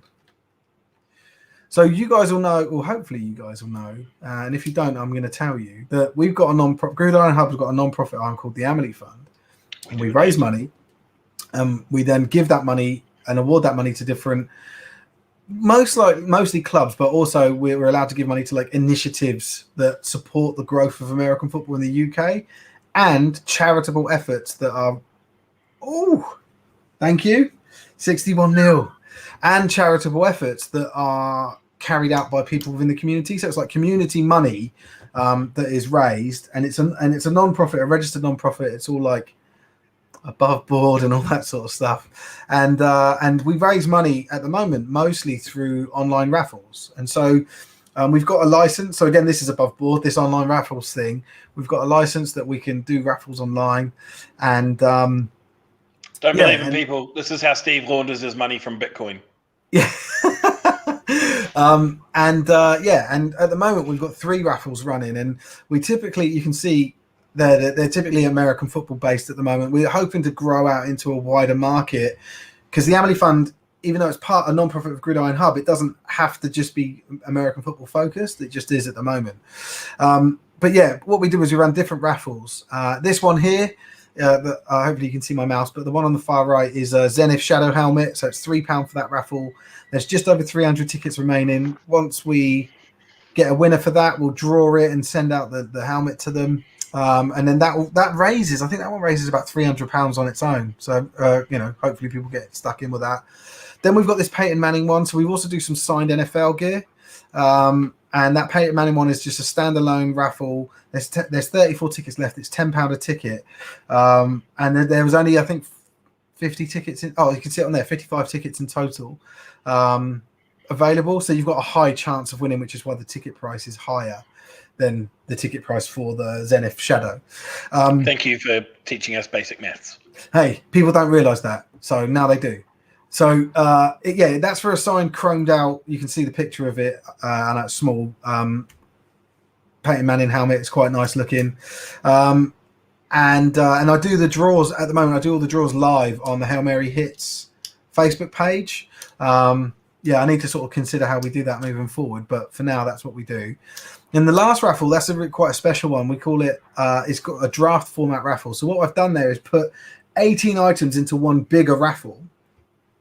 And then what we do is run it as like a pick scenario. So there's 8 items, and then there are 8 separate raffles for each of the picks. So pick 1, pick 2, pick 3, pick 4. So the idea is that you enter the raffle. So this is the pick 2 raffle. So if you enter and win this raffle, you then get to pick one of those 8 items after pick 1 has picked theirs. Okay. Did I describe that right? Oz, did that make Yeah. sense? Yeah. You're essentially So- what it is you've got how many picks are there? 10, 12? 8. 8. Okay. Right. Cool. Yeah. So and just to show you the items for this one are like awesome. Like I wanted to do like all decent items rather than like some some filler stuff. So let me just scroll down and show you. So there's this Randy Moss signed mini helmet. These are all actual pictures that I took myself. So like these are the real items once I've taken them out of the boxes. Drew Brees signed jersey. Aaron Donald signed mini helmet for the Rams.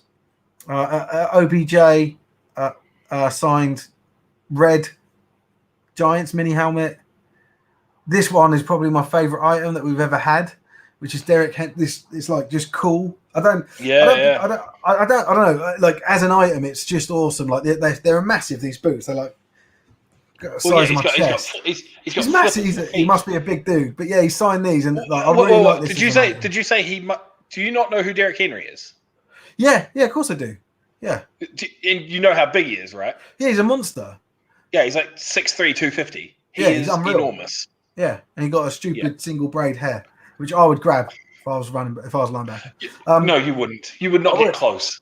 You would never get close to him. No, all right, but okay. If a player had that, I would grab it. Okay, that makes a lot more sense. You are not getting close to Derrick Henry. He would. Yeah, I'm not trying to compare.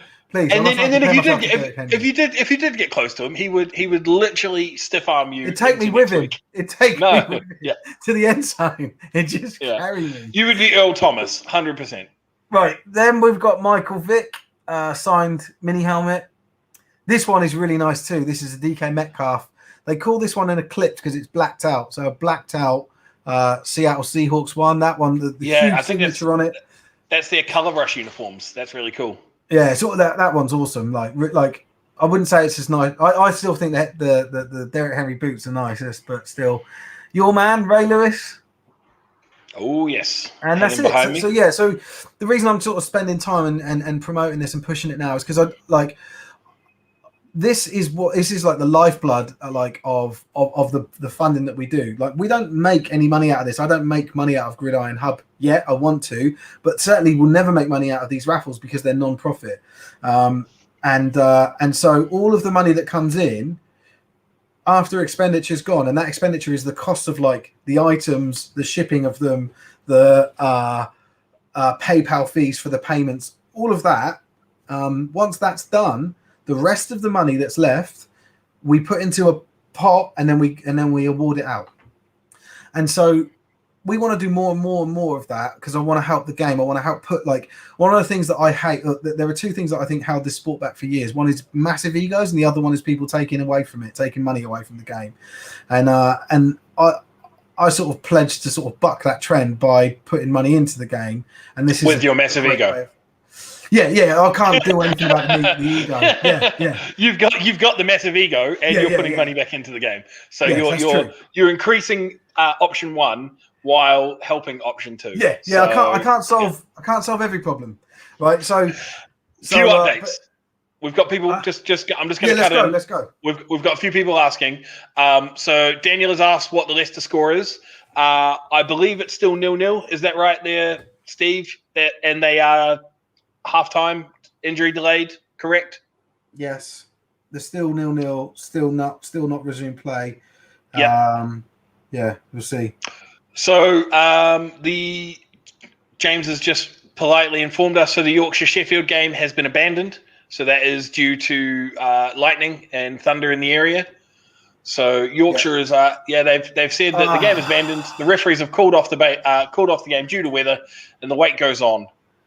So how does the result of an abandoned game go down? I have no idea. So we've got the Lincolnshire game is suspended due to thunder. So we're assuming that is hopefully still going to be back on, but they are weather delayed at this moment in time. Some live updates. So we've got the Sandwell Steelers. So their number 55, Jake Hill, forces a fumble in the end zone. Number 27, Nathan Bailey, recovers it, scores a touchdown. So the score is 38-0 in the Sandwell Crew game, and they are on to the rolling clock.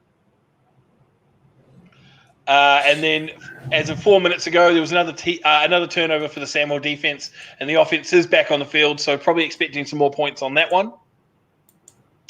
And what's the Trojan score? Hope they're level 99 on their post. So hope they're level 99. So I hope they're winning. No, Adam. Last time we saw was at halftime, and they were down 47-7 to the Monarchs. So they were getting well and truly thumped. Was the last thing that we saw from Torbay and the Monarchs there. What was the score in the Yorkshire game before they called it? Do we know? I think 20-6 was halftime. So Giants were up 20-6 over the Rams at halftime, and they never got going in the second half. I think. I mean, we'll see. I'm just tweeting them and asking like what happens about that, because you'd think that that they'd just take that score, right, with an abandoned game rather than postponing it and trying to play it again and picking up at 20-0 and 20-6. Sorry, I would assume so. Samwell's number 25, Marv Edwards, has just scored a touchdown. There it is. So that's going to put us at, kick to come. That puts us at, PAT or conversion to come. So that puts them at 44-0.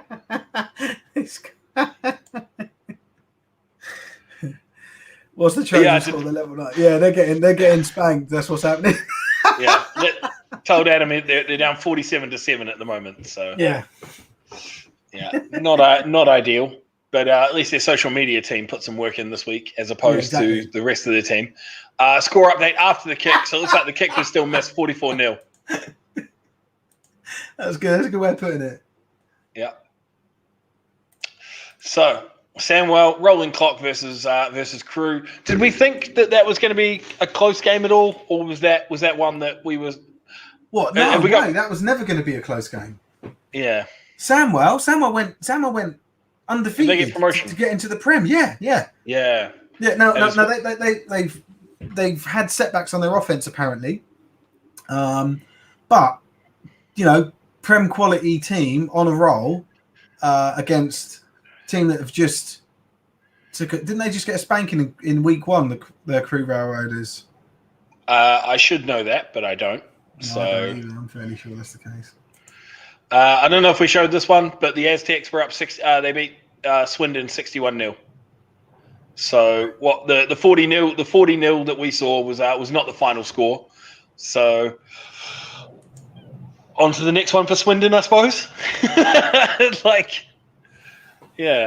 Ouch. Both Aztecs teams doing well. Aztecs, both Bristol teams. Aztecs and the Apache. The Apache had a really convincing score. Prem team against the team, never been above 0.5 in Div 2. No Railroaders above 500 last week. Okay, cool. Cheers, Chris. Yeah. So the Railroaders have struggled to but they've got a rough start from what I remember. In the schedule. Yeah. Let me see if I can find it. So then, if that's the case, so Samwell went undefeated to get into the Prem, and Crew have struggled to even get above 500. Well, they haven't got above 500. Samwell, then Tamworth, according to Chris. Yeah, that's it. Yeah, they're full game. That's what I was just getting up. Jesus. Yeah, so they've got Samwell again next week. No. Then they've got the Falcons. So he's got that wrong. So they go Sandwell, Falcons, Tamworth. Is your takeaway from this as a Crew player then the fact that you historically have struggled in Div 2, and you're up against a team that went undefeated in Div 1 to then make the Prem? The fact you're only down 44-0, is that a takeaway from that? Is there any positives that you can take away from this? I don't think there's anything positive about this entire season. Because there's caveats to everything, right? Yeah. Oh yeah, but that team were told not to play hard against you. True. Or you weren't playing their top teams and all that sort of stuff. I remembered the point that I was going to tell you, I was going to bring up about COVID, but just before I mention that, Yorkshire Rams have replied to us and said, I asked about how does the result go down, or if it does. Yeah. They said, good question. So I've learned in work that anytime someone says good question, it means they don't know the answer to it. Just think about that. Next time you hear someone say good question, it's a question they don't know the answer to. Anyway, or they're bullshitting the answer. yeah. Well, no, I think they're not bullshitting here. I wanted to sort of make it clear. Like, I always thought that. Well, I started to think that recently. When someone says "good question" back to me, I think, right, you don't know what you're talking about from this point on. Anyway, they said, "Good question. We'll confirm when we know more, but I believe the game is null and void and will have to be played again." So we'll wait for that confirmation. But do you know what? Well, I can't tell you. I think Who was at home? it's a better thing to just take this 20-26 scoreline and that's it. I think that's genuine.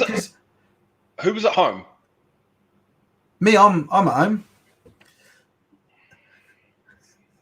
I don't know. You keep asking about the bloody. I haven't got the fixtures up anywhere. But, Well, why not? Why are you underprepared? The Sheffield Giants were at home. They're coming across the bottom of the screen right now. Okay. Just because I was going to say, I'm looking out the window here in Yorkshire, and the sun's starting to come out. So what's their excuse? Yeah, I'm in Yorkshire too. It's not that bad. Deal with it. What we got here? Southwest Division is the real Div 2 division, and we now had 3 blowouts. How do you fix that? So we're talking about, what have we got? We've got Aztecs and Swindon. We've got Torbay and Cornwall. And who else is in that division? Jurassic Coast. Oh, yeah. Oof. Yeah, that's a proper. Yeah, you're right. I remember looking at this. Well, that's the thing, right? And Aaron, it's like people forget blowouts ever used to happen. Oh yeah, they always used to happen. The Knights got like spanked 90-0 by the Warriors in the Prem. In the Prem. And by the 60 in the 60s by the Blitz. That's the best level. That's the best level we've got, But the same would happen in every division. I can remember when my Oxford Saints used to beat teams. Well, what was it? What was it? Tamworth would come away putting 50, 60, 70 points on teams in the Prem as well. So I don't like blowouts aren't something that's new to this sport. But I think when it's teams that it seems to be this year, teams that are playing, up or down or whatever, across a division, it seems to be something that's a bit more contentious. But they also happen within division. I feel like we're. I'm quite surprised we haven't seen the Hundy Burgers, especially with the Div 2 team playing a Prem team. Like it's when we've seen those Prem teams put close to, like you say, the Knights 70, 80 versus the Warriors. Like I'm surprised we haven't seen a Prem team put 100 on a Div 2 team. Yeah. James has made a good point here. If a half is played, he thinks that it can count as a final score unless there's been a rule change. That sounds about right, James. So we'll see how that plays out, mate. And I'm pretty sure had a half been played. They're in the third quarter. Yeah, no, it was half time. It was half time. Yeah. Okay. Yep. Hope Bristol rotated. Just due to making sure when they played Swindon that they were bringing in their third stringers. Sam's the QB from the Manchester Titans, and they got a bit of heat this week from not everyone perceived them to not rotate, but they did. And the problem was that they've got strength and depth, and unfortunately, when you rotate with strength and depth, people keep fucking scoring. Right? I think that because their head coach messaged me and he said something like their third string QB, Sam will know this, their third string QB threw a touchdown to like their 9th string wide receiver, and you're like, well, what else can they do? What do you want them to do? Not try and play? Like it's a competitive league. Steve, it's very obvious. You play your defense as your offense positions, and you play the offense I as your suggested defensive this positions. because the Titans head. I don't know if he's head coach. One of the coaches contacted me, or the Gridiron Hub page, and I was chatting to him, and I said, "Yeah, why don't you just swap?" And he so I suggested that to him, and he just laughed. But swap playbooks. Walk over to the other OC and be like, "Look, we'll run your playbook. Get them to call your plays." Yeah, and I think you messaged me about this in the week, and I sent you a sarcastable message. Like you can only tinker and mess with this so much, and this is what I'm talking about. The integrity of the sports just being ruined because we're now chastising teams that are playing well. It's good. Manchester Titans, you're doing fine. You know, like keep going. We want you to continue to be good. So Eight Sam of our was just 12 saying, yeah, Eight of our 12 TDs TDs are from backups. You can't argue with it. I don't How think many you of- can. How many of the Wolverines TDs were from their backups? Right, what else have we got? Adam Lee was 47-7 Cornwall at half. Oh, he's tagged Adam Lee, so that's a reply. Yeah. Oh, right, okay. Yeah, we can't see replies. We just see text. Talk of blowout. Oh, so we've got historians this week, haven't we? It's good. 148-6. Can we just mention that's Maidstone still getting blown out back into God knows when? Some things never change. we haven't had a good Maidstone meme in a while, and it's good to know in 1988 they were still shit. It's funny because Jordan, and we sort of skipped it, but earlier Jordan said with the and he provocatively said with Hastings out of the way, who's the worst team now in Britball? But I don't want to be drawn on saying negative stuff and looking at who the worst people are, rather just look at positive stuff. Because we've got a full time Samwell crew, 44-0 full time to Samwell. Oh, okay, cool. That was a tweet, wasn't it? Okay, cool. Yeah, it was a tweet come through from their official teams. We've got another full time here. We got the Devils versus the Eagles, so 26-6. So that was Norwich versus Ouse Valley. Okay. Haven't got any updates on the injury for the young fella, but hopefully that broken leg is not as bad as it sounds. How the mighty have fallen, the Crew Railroaders. They blew out the Nuneaton Norsemen in 1988, 139-0. And they're... Right. And we've also... So just an update that the lad that collapsed is now awake and talking. Okay, that's great. So It's great to hear. There. Yeah, great to hear. So Aaron wants to know if we can have a Div 2 losing playoff bracket to find out. yeah. No, because probably the worst team would just end up folding. So why haven't paperwork? It's paperwork, but that sounds just ridiculously innocuous. Like, I don't understand what paperwork, but apparently paperwork. And I imagine, can you imagine how he's American, isn't he? He's American. Yeah. I think so. Or he's an import at least. Yeah. Imagine how livid Guy Kersey will be about this, because he always feels that Baffa are after him and don't like him and stuff. And so, oh my God, we've got another delay. This weekend has been a bust for Britball. Steve. Yeah. Climate change. Yeah, I don't know what you want me to say about climate change. I'm just winding up. I like it when it's hotter. But yeah, so going back to Sam things, because they lost their number one wide receiver as well, someone was saying. Yeah, so it must have been. I wonder if those two were like a pair that they brought in from a college or something over in the States, and they sort of know each other and did each other's paperwork. But paperwork seems like really strange. But what is? I wonder what the paperwork is. It's like. Did you get your visa stamp? Yeah. Well, it could. Do you know what? They could be, if they're on the wrong type of visa. Then that. No, you missed it. Our producer was killing you. He changed your name. Changed your name to Steve, climate change denier. Thanks, James. Fuck's sake. Gets his own back, 100%. Yeah. That's the thing. It's like because I'm assuming you have to visas like for working and things like that. But what sort of paperwork in terms of a visa would you need just to play Sunday football? Yeah, travel as well. That's the problem. If you've come over as a working visa, then you can't. Then they won't let you play American football. What? You got. It's got to be like a travel visa. What? That was a big. That was a big like furore before, wasn't it?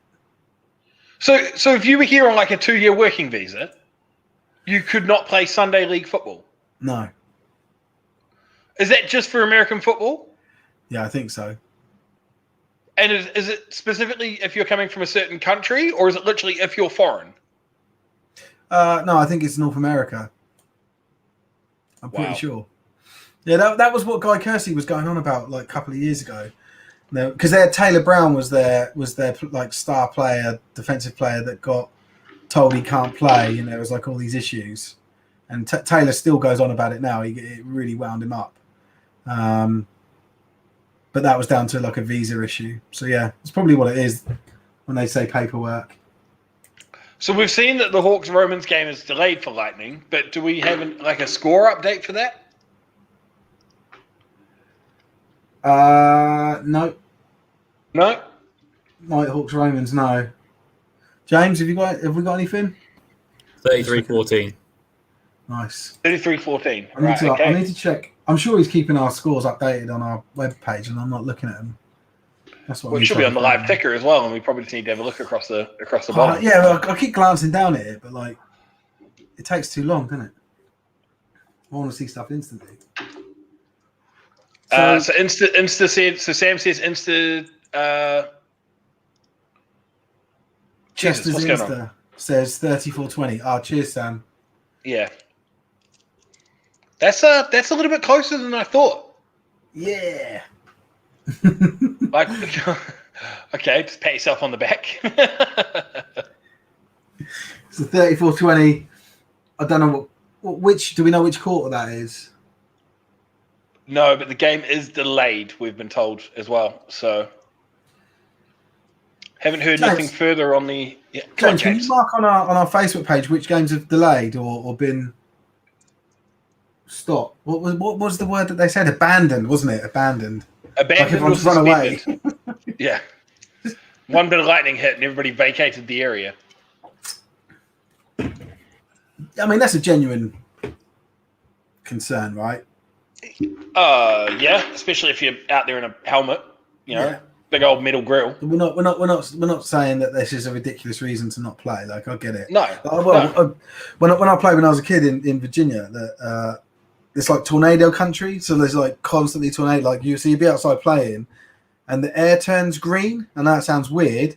And then you like people like kids with longer hair, the hair starts standing up, and you're like, right, everyone inside.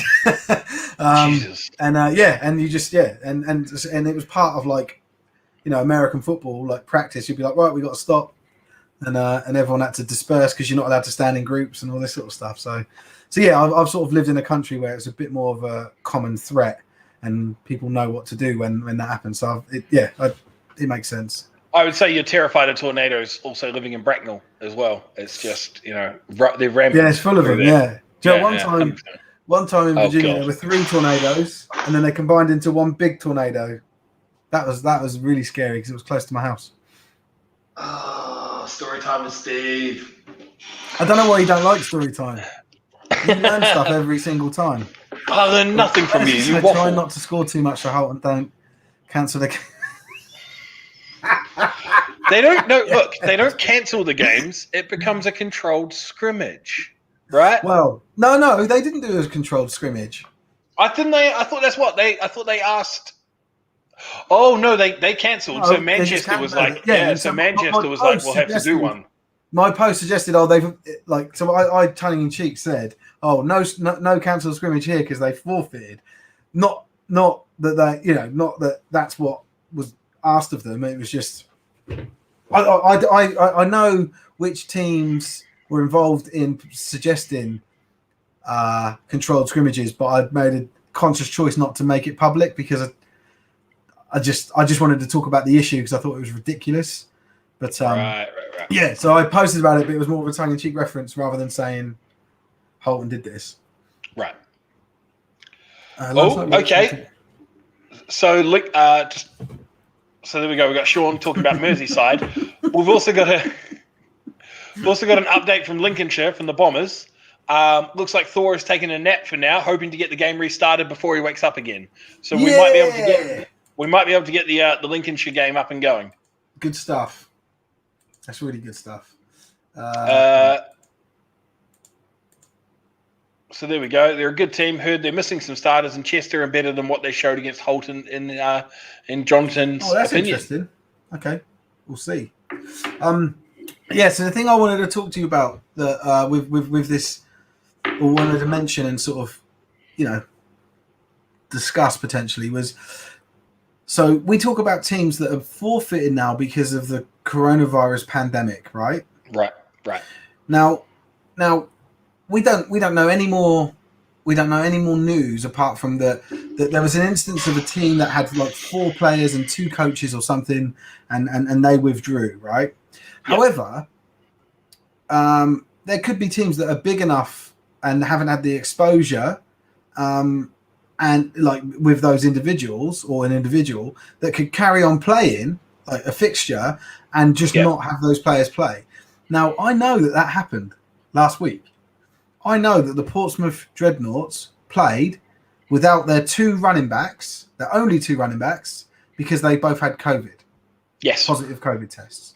Yes. And then they got and as a result, well, not as a result, but the result of that game was 20-0. They didn't score any points. So correct. So I think that's another element of this whole thing is like not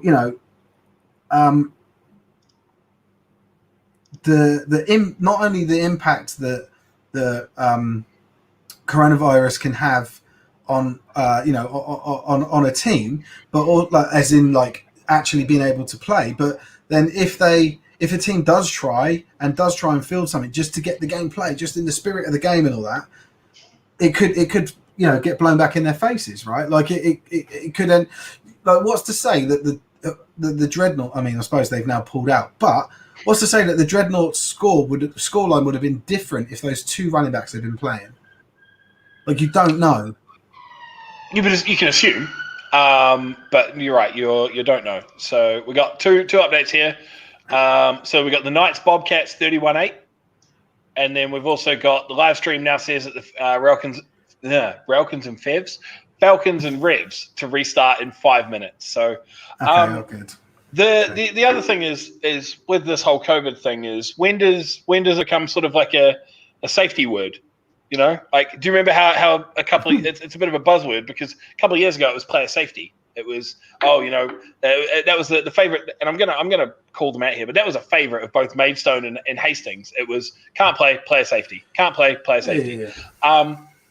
What happens if your team starts to have a couple of pastings, and then you're 3-4 weeks into the season, and you're struggling to get numbers at practice, struggling to get numbers committing for the game, and then you just go, oh, we've got COVID.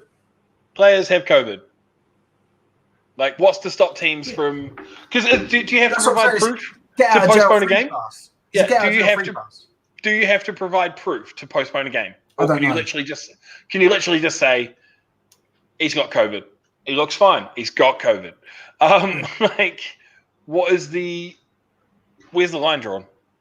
Yeah, but that's it. And I don't know how you manage that. The Amazon voucher is. I did the old for the person that gets the most picks correct wins an Amazon voucher. I got a message privately from Laura. I feel like it's a little bit of a conflict of interest for Sean to be able to win that Amazon voucher. Yeah, I know. Yeah, yeah. He's not allowed to win it. Anyway, I got a private message from Laura Field. She said she was obviously watching the stream as well, and she said that it looked like that player took a hit to the head before he collapsed. Oh right, okay. So it could be So anyway, but Chris has answered my question that you have to take teams at value that because claiming COVID would be total. It would be massive shithousery. But that's what it is. Like that's what BAF have created is the ability to execute your Britball shithousery, to offer controlled scrimmage instead of a game. To pull out because you don't fancy it but blame something else. Like that's what's been created to pull out of a game and not have any punishment for you. The whole season's a bust in my opinion. Yeah, there's going to be probably 2 or 3 divisions that every game gets played in competitively and it's okay, but on the whole it's absolutely going to just be ridiculous by the end of the season. And I wouldn't be I seriously think this. I think BAFA should consider whether they just pull the plug on the whole thing. Because if you win this year, if you win it all, you don't win anything. Do you get an asterisk? An asterisk? Yeah, beside your title. If you win, Oh, what, like an asterisk just to know this season was awful? There's no title. There's no title like that. In my opinion, there's no titles. There's no rings in championships. Although I know there's apparently the plan is for finals to be played, but like I said this on last week's stream, a ring this year is absolutely worthless. No, but that's my point. So that's my whole point. Like if they, they play it. Mate. If you win it all, yeah. Well, they didn't win it all, did they? They were in a quarter final. They won a quarter final, and then they said based on the fact that they had the most Bucks points, we would have won it. Mate. And then, but the worst thing was that bloke, that fucking quarterback, I think he was, claiming, like, actually putting on his Instagram, I'm a champion of national champion American football. Yeah, national champion. That's the worst thing. Anyway, sorry. But that's my question. It's like if they do hold playoffs and if they do hold, finals and things like that, and you win, does it just because it'll go down in the annals of a you were a division champion North or whatever, you were national champion. Does it literally just say, for example, like London Blitz asterisks? Well, I mean, let's be honest, the Blitz aren't going to win it. But is that whoever wins it all, do they get an asterisk because it just says COVID 2020 season or? No, I think people would. It's just. Do you take it? Do you take whoever wins this season seriously? No, but likewise. So then if they do get an asterisk. If you don't take them seriously as the national champion, then in your eyes they do get an asterisk. Because otherwise, it's just nothing. Like I don't want to hear in a few years' time, or I don't want to show me in a few years' time a championship winning ring from 2021. I'll be like, that's nothing, mate. So the Beatles of damaging the sport. Yeah, I've already said that. That's Hatch. Yeah, I think it is. Baffa don't care about the integrity of this sport, and if they did, they wouldn't be playing this year, and they'd allow people to play friendlies. But they went for money because they've got an existential crisis with money because they're paying a CEO who seems to only work part-time hours to run the sport. Full-time pay, though. Part-time hours, full-time pay. Well, it'd be part-time pay for me, mate. It's because you're fucking loaded.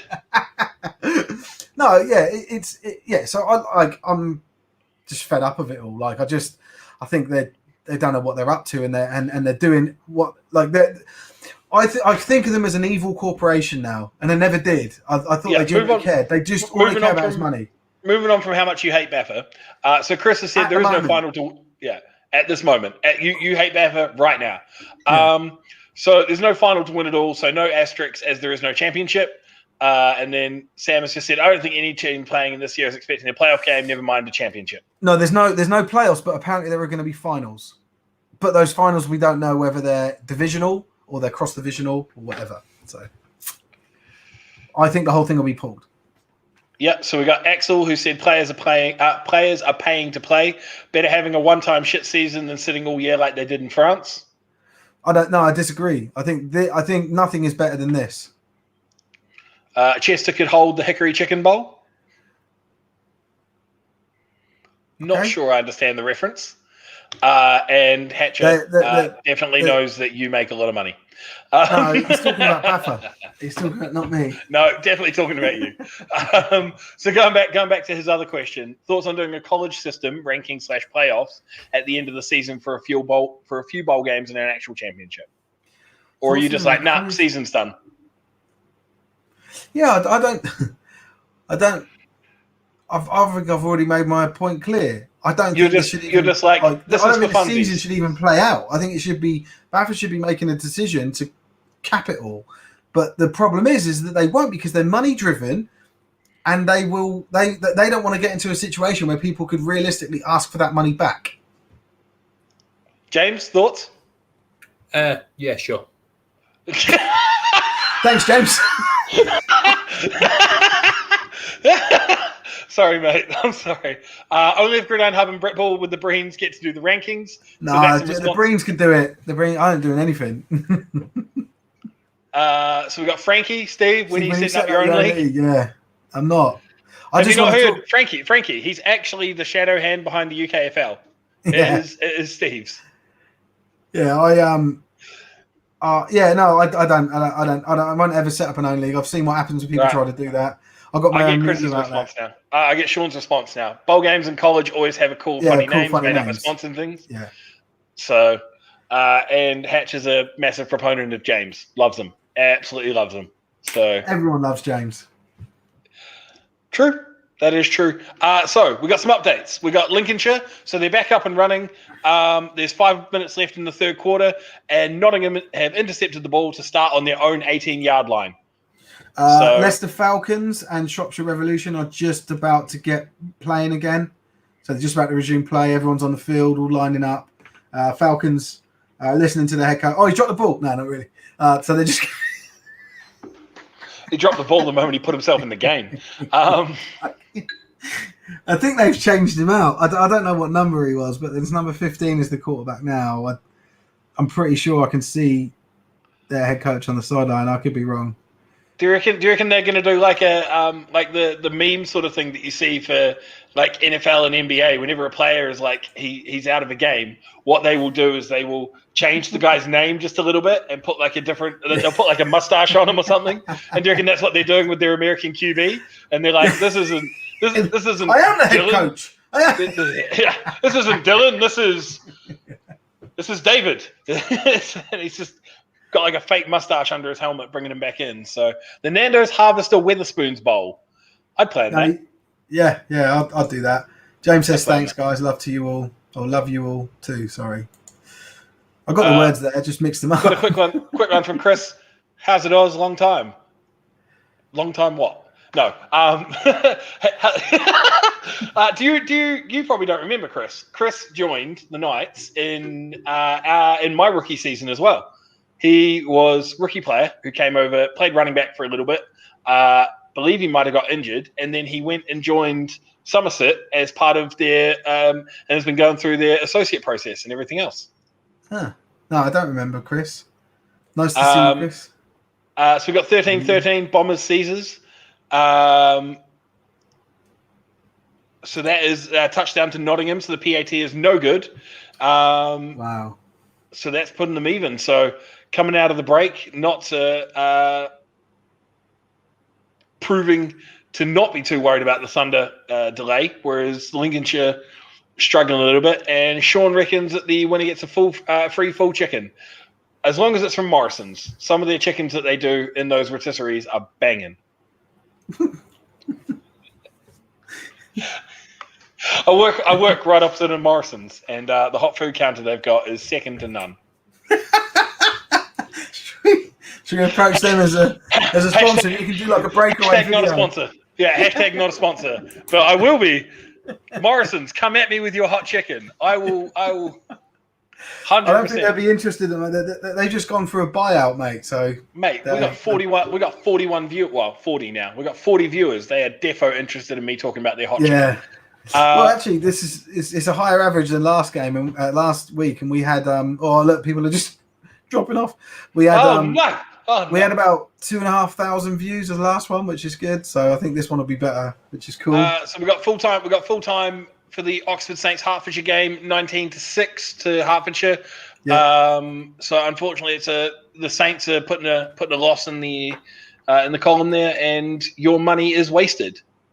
Yes, Sam, my man, the cross-cut fries are banging. I've never had. What is that? Is that like a chip that's... They're kind of like waffle chips, yeah. Yeah, they're like yeah. Oh, absolutely. That's what I thought.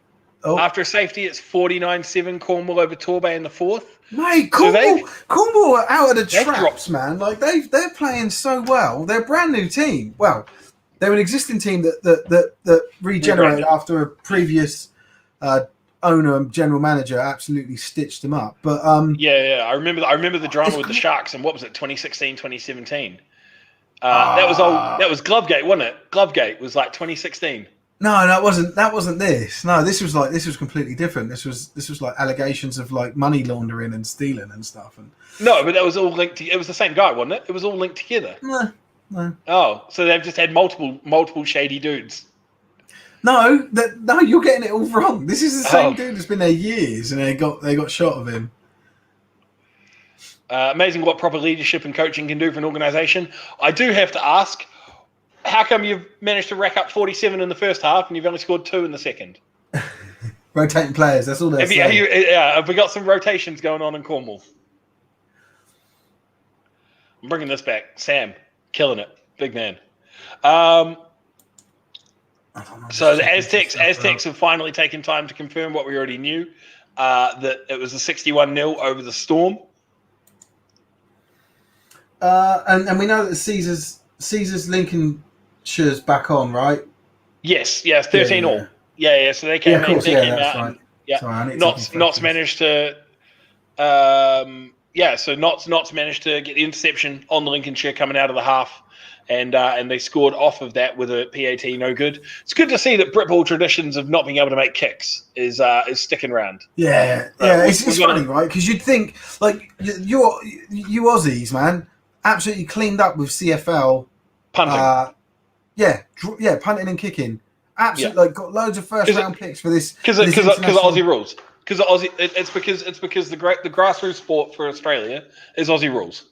So why like can't AFL. we in the UK replicate that type of with place kickers? Yeah, 100%. And I don't understand it. In a country where your main sport is football. I was going to say soccer. Soccer, yeah. But it's where that's what everybody plays growing up. Why can you guys not kick more? Yeah. Through the posts, and we the whole common language thing. Everything's there. All the stars are aligned. I don't understand. We just haven't done anything about it. Yeah. So literally, you should be flooding. You should be flooding American colleges with place kickers. Yep. Like if you can't make an academy, you're not good enough to make an academy. Go kick for a college. Yeah. I'll have to ask the lads. I'm watching this from the States. So that's in response to me asking why they can only put up 2 points in the second half. Yeah. So, cheers, Levi. We appreciate your patronage from across the pond. Happy 4th of July.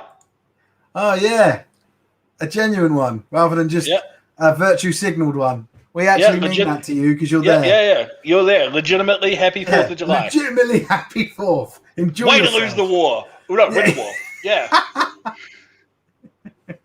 I don't care, man. You guys can have all your Independence Days you want. We got tons that we've caused.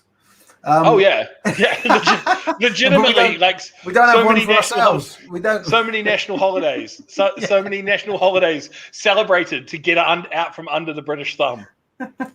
Happy ungrateful colonist day. Yeah, exactly. Happy ungrateful colon day makes it sound like you got IBS. So Lincolnshire, they go 4 and out, but due to a snafu, the kick goes weird and Knott start on the 11-yard line. So Knott's looking like they could very well take the lead for the first time in this game. This looks like a new QB. And he's coming off. Looks like they're going special teams to punt.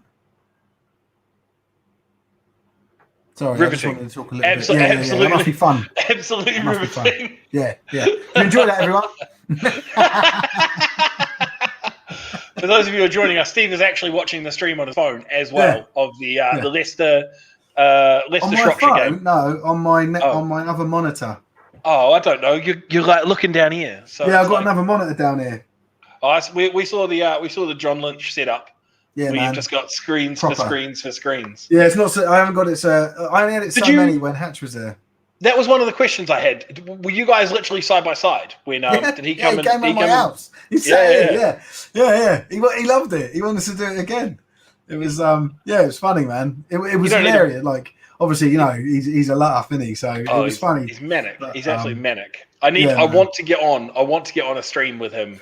Well, I think you will because I messed up and I've got a family holiday in a couple of weeks. So you guys will have to figure it out without me. You'll probably do a better job. So it's not going to happen. So what we've just found out is Game Day Live. When you go on no Game Day Live. Touchdown Nottingham. So they've gone for 2 and it's incomplete. So Lincolnshire Bombers now trail 19-13. So Notts have taken the lead for the first time this game. Gripping game of the week over there, Lincolnshire Nottingham. Yeah, was that the game of the week? I think it might have been. They'll pop Sean? up immediately, won't they? Sean, yeah. Sean's Sean, like, Chris, yes, come it on." is. Yes, it is. Where are they from? Huh? Cornwall. Where are they from? Are they? No, Scotland. I was going to say. They live in Aberdeen. Oh, that's unlucky. Well, So that's they why play they were very vocal about Aberdeen pulling out of the league. So did they play for? So I was going to say they played for the Roughnecks then previously. They used to, and then they got like. There we go. They got like, I don't know, what do you call it? Like ejected from the club? What they got kicked out of the club. So for being so vocal about the shithousery from Aberdeen. No, there was just loads of problems in the club, and there was like, basically like the committee and the coaches were all like in cohorts, like they're a group of people that came in and they just ruined their club, according to the Breens. And now, for them, they're really frustrated about it because that's their club, right? Like now they just like have to sit on Facebook and type. And look out of his back window and see them training when they're training. Like, does he throw things at them? I hope he does. Yeah. The Knights. Oh, Tamara. Hey. That's a lot closer. That's a lot closer than I thought. So I feel more comfortable about my pick for Solent to win that division. Oh, I definitely think Solent are going to win it.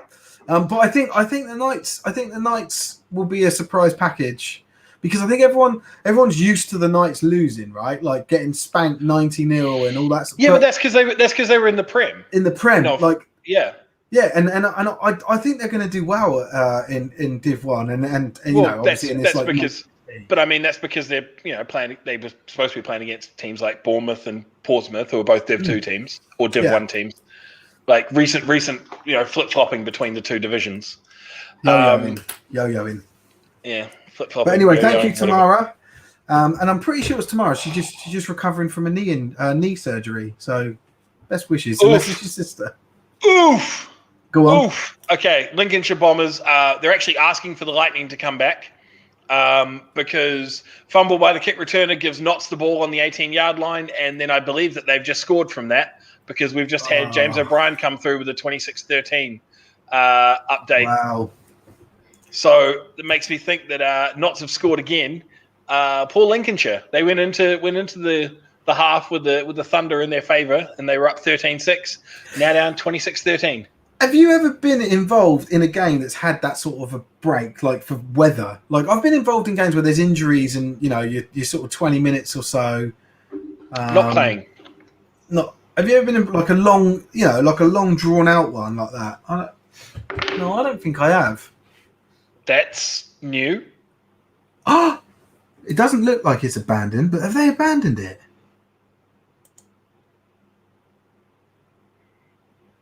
What team uniform is that? I don't think I've. That's not a team that exists anymore, is it? Oh, you can't see these. James, can you see it? Threat of Lightning. No idea what that is. Oh, it's the Dreadnoughts. They just don't exist anymore. I was just using it to poke fun at Scott. Mate, Leicester Falcons game against Structural Revolution just got restarted, and now because of the threat of lightning. And you can see it's quite overcast actually in the image. So they've abandoned it too. So the North is just screwing everybody's. Yeah, so the North is just screwing everybody's.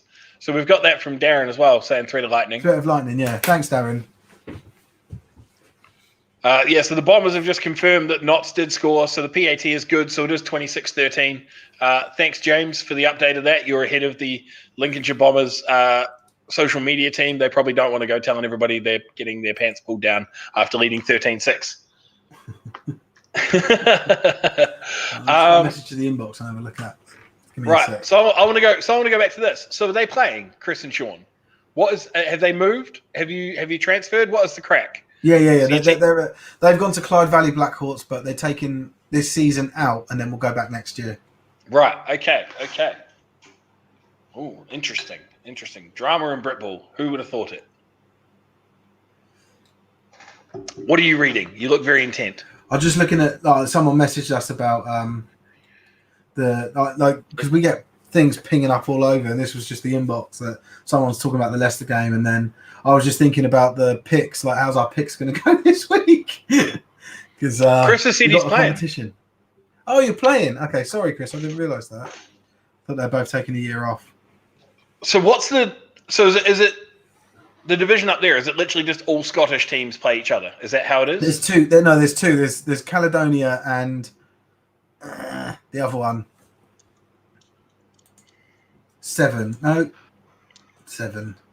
That's the river. So we've got that's Saltire is the other one. Okay.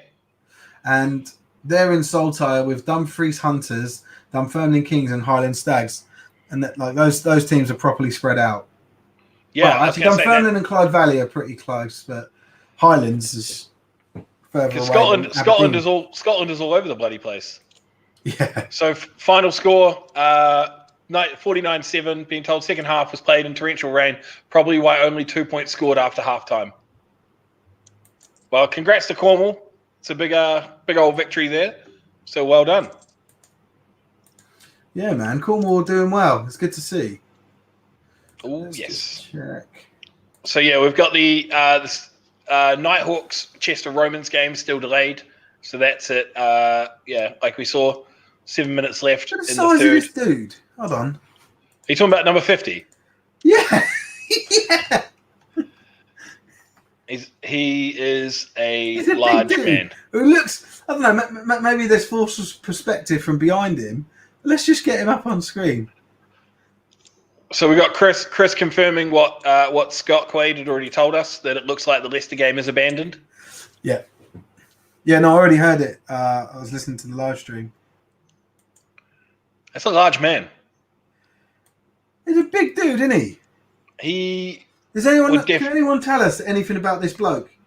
I want to officially find out who the biggest player is in Britball. Does he play? What do you? Okay, look at that. He's got a linebacker's number, right? Well, I was gonna say, is that a line? No, but is that a lineman or is that a D line or an O lineman? Because it could be a D lineman or a linebacker. Yeah, I was thinking D line. I think he cleaned some clocks in his day. That man has definitely put some hurt on people. Look, let's remove that just to show everyone how absolutely massive he is. Defensive lineman, we've been told. Yep, he looks like he's definitely hurt. He definitely looks like he's made people feel less than stellar the following day. Yeah, guys, who is the actual biggest player in Britball at the moment? Does anyone What are know? we classifying as big though? Height and weight, surely. But like, what if someone's just like sort of medium size? Like, are we saying like in terms of like well built, or just you could just be tall and fat? Tall and fat. Right. Okay. Because I don't know how else you can do it. You want to get everyone's body mass index and. Well, I was gonna say, I'm sure there could be some. There could be some. Big, should we say who are Britball's beasts? Britball's beasts. We should do that in competition this week. God, send in your largest people. Looks like I'll be squaring off against 50 this year. Exciting times. Oh, yeah. So you must be an O-lineman in the same division. Yeah, O-lineman in the same division. Send us a picture of your bruises after. Yeah. So we've got another comment. Thank you. We have got confirmation that the impending weather is the north has just shat the bed today, essentially. It's just been a bust, hasn't it? This like more than usual. Complete waste of my day. Yeah, we had so much. I enjoy this. We had so much to do. Everything was running perfectly from our side. We weren't running into any issues at all. Yeah, it's been a bit of a nightmare, isn't it? But it's all good. Just a little bit. So I want to know how Lincolnshire's getting on, because obviously the massive momentum this week. So one of the things that you mentioned, you asked me if I'd ever had a massively delayed game. Yeah. Again, not that I'd played, but I still remember. I can't remember. It would have been probably like Super Bowl 45. I want to say 44. No, actually, about 10 years ago now. So maybe like it was the one that Baltimore played the San Francisco 49ers in the Superdome when the lights went out. Right. When they had a power cut in the Superdome, and Baltimore was all over San Francisco in that game, and then the lights went out, and they came out of it, and San Francisco scored something like, I think it was like 14, 15 unanswered points, and it came right down to the wire. It was a last minute play. Like essentially, it was a controversial no call where they threw a goal line fade into the end zone, and there was hard hand fighting and everything like that. And if the receiver had caught it, San Francisco won. If Baltimore had caught it, Baltimore, caused the incompletion and they won. But they came back from like 15, 20 points down just due to the delay of the power cut. So it's you can get massive momentum swings. Yeah, and that's what I was getting at with asking the question, which I think you obviously knew. He's come back and said he's a tight end, sure B, but close enough. He said he's going to send in the pictures of his bruises. I hope so. Can't wait. Let me try and put my light on here. You've just thinking of the beasts of Britball. You've played with some fairly big gentlemen, yeah. Thinking about some of those Knights O lines from the mid 2000s, with a lot of those guys played for. Yeah, a lot of those guys played for the England team and stuff. Because I mean, obviously, Tootle's just unreal, mate. 6'9", just a large human being, 6'10", depending on morning or evening, apparently, because he shrinks during the day because he's so tall. But mate, yeah, I mean, I feel. I suppose I did play with him, but also he was just like on another plane, another trajectory. Like he went off to the Green Bay Packers and then played Arena Bowl. Yeah. It's funny. Like I don't put myself in the same. I just feel like I was like privileged to train with him and stuff, and like, do you know what I mean? Like I don't consider myself in the. I don't know, anywhere near the caliber of player that he is, or he was. Just like, man, I was just seeing like, I remember there's a bloke that was about 5'10", so taller than me because I'm only 5'8", and he literally just leant forward and pushed him like that, like with both his feet on the ground, and just sort of shoved him a shove, and the guy went flying through the air about 5 meters before he hit the deck and then like rolled, and I was like, how much power do you have to be able to do that to someone? Like HGH is a hell of a thing. A freak of nature, But just unreal. Because Kev's not a small dude either. Kev, yeah, he's 6'4", 6'5". Yeah, big dude. Yeah, very, very well decorated as a player, very well known as well. Yeah, he was good. But then you also on the D line you had Ranty Endelay. He was another 6'9" behemoth. That he used to it was great playing linebacker behind him because you'd be like, he'd literally, I remember literally seeing him once from tackle position, the quarterback under center, he leant over and grabbed the quarterback as he snapped the ball, as the center snap, just leant, didn't break through, but he's so tall that he just leant over them and grabbed him. And I was like, what the hell? And then after that, obviously the quarterback's in pistol for the rest of the game. So like and obviously he'd always draw like 2 or 3 players. So like when you're playing linebacker behind that, you're like, like no one's coming at me. I can blitz all games. I can blitz all games. Whatever you want, mate. Yeah. So and then but then I would say Ranty isn't even the best D lineman I played in front of. I'd say he's definitely up there. But Tony McKenzie, the former London Monarch, playing with him, unbelievable. Yeah. Just an amazing player. Again, would draw 2-3 players every single game, and knew what he was doing.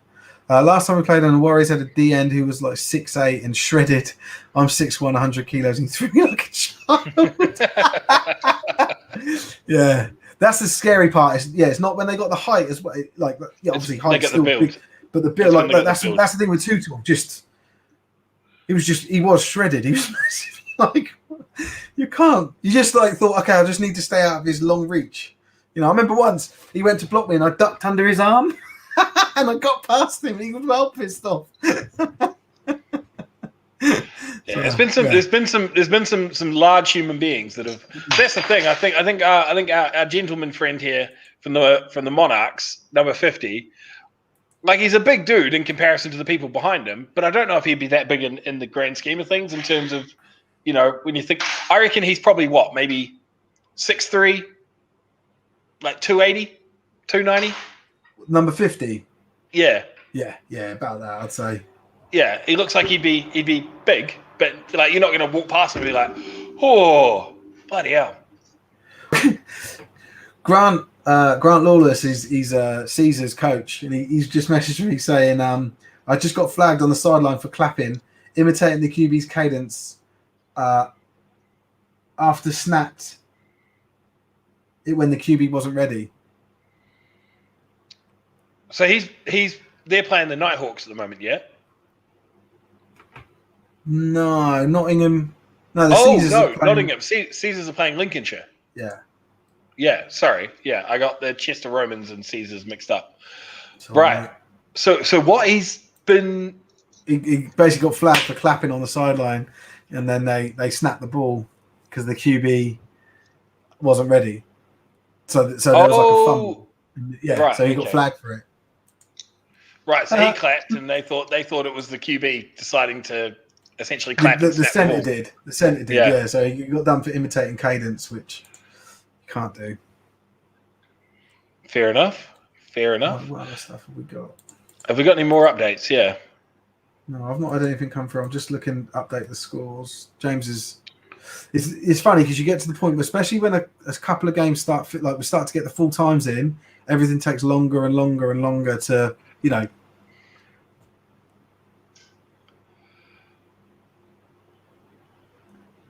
Now, are you reading the comment, or are you pausing and doing something else? Reading the comment, 29 stone at 6 foot. What is that in kilos? I don't know. Well, 184 kilos. Yeah, probably. I don't know. Yeah, a lot. It's a lot of weight. Jay, you are a large man. Wow. 29 stone. I think you definitely must be up there with the widest players. Can you measure width? Like, is that With a tape measure, yeah.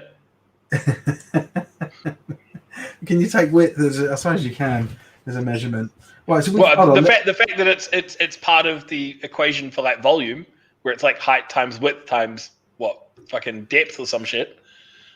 Oh, okay. So we've literally got one more game. That's it. So go on. What were you going to say? Just an update come through from Lincolnshire. So they've scored a touchdown. PAT is no good, so the gap is closed. It's now 26-19 to the Caesars over the Bombers. 26. Yeah, so just to read, so every other game's come in. That's why we're waiting so long for updates.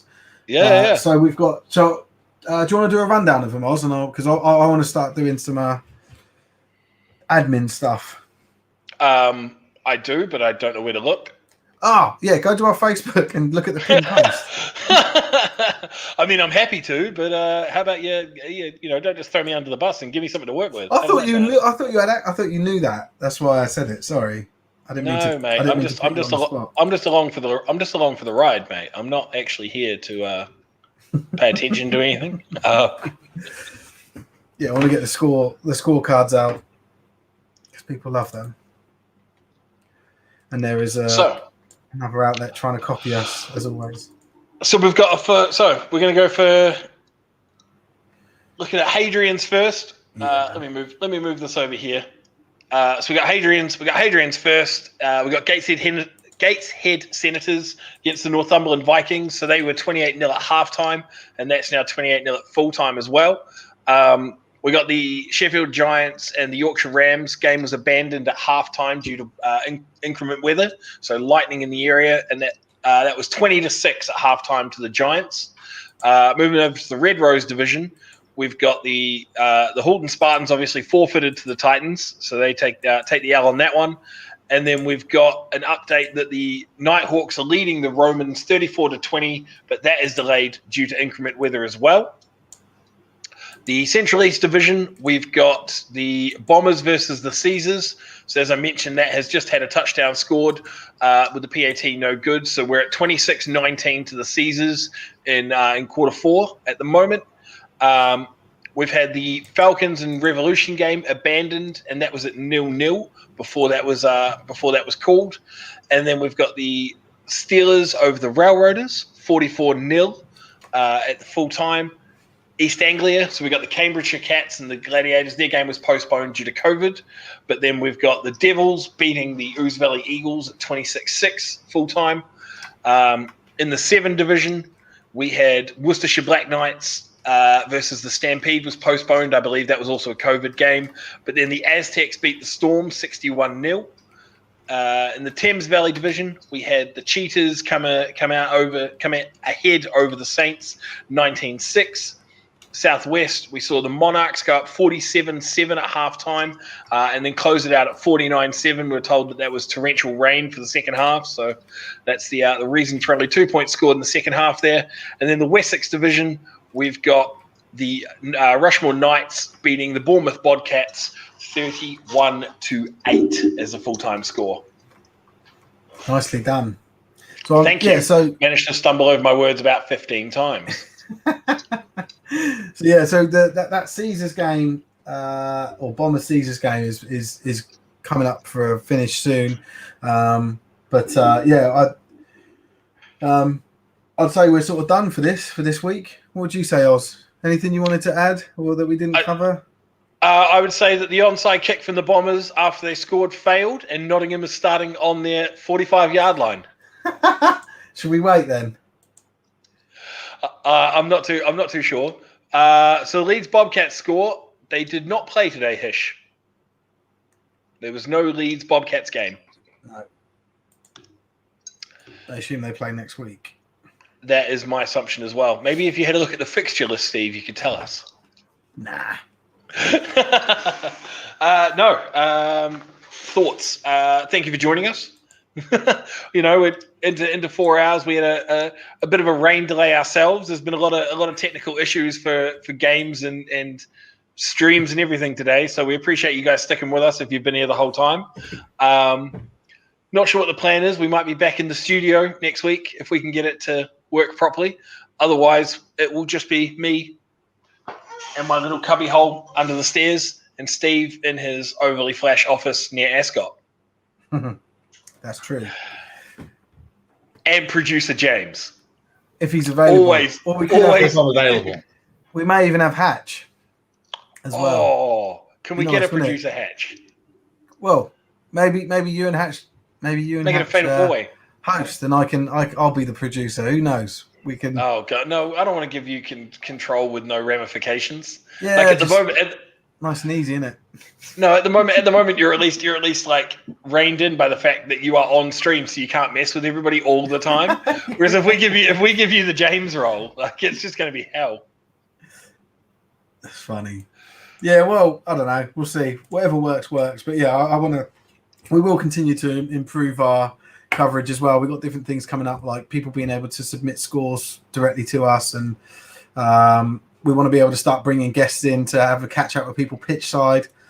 So there's a few more bits that we want to sort of bring, and then obviously there's like content and not adverts, but like reels that we want to run, so like that show like highlights and all that. So yeah, so there's lots of stuff to improve upon, but yeah, it's enjoyable. Hopefully you guys enjoyed it as well. If you are connected to a team, have you access to their the people who run their social media, get them to be active with those updates, because if we've got those updates coming in, then we can provide them for you and for the wider public. Use the hashtag Gameday Live. That is one of the things that we are looking for as well. So we're getting those updates via that. So anything that you can do to help us help you guys and the wider community. We're only as good as the information that we've got to work with. Yeah. Good. Good words. I don't know what I was going to say. Good words. Yeah, so I just wanted to shout outs to people who would sound like you're on a firmware update again. Your brain stopped working. Yeah, I was just trying to read stuff. So yeah, I just want to give shout outs to Lincolnshire Bombers, the Cornwall Monarchs, the Yorkshire Rams, Bristol got Saints. stuck in the end. The Saints, definitely Oxfordshire Saints. 100% the Steelers as well. And the Steelers, you guys have been brilliant today with your updates, and we genuinely, like Oz said, we genuinely appreciate it. And as you can see, if you are posting video, if you are posting images, we've got ways of bringing that up, and we can show you it, and obviously everyone in the chat that's been on the live stream, thank you as well. And we'll be back again next week, and Thank you very much. That's all for now. James? Get away. Bye, James. See you later, guys.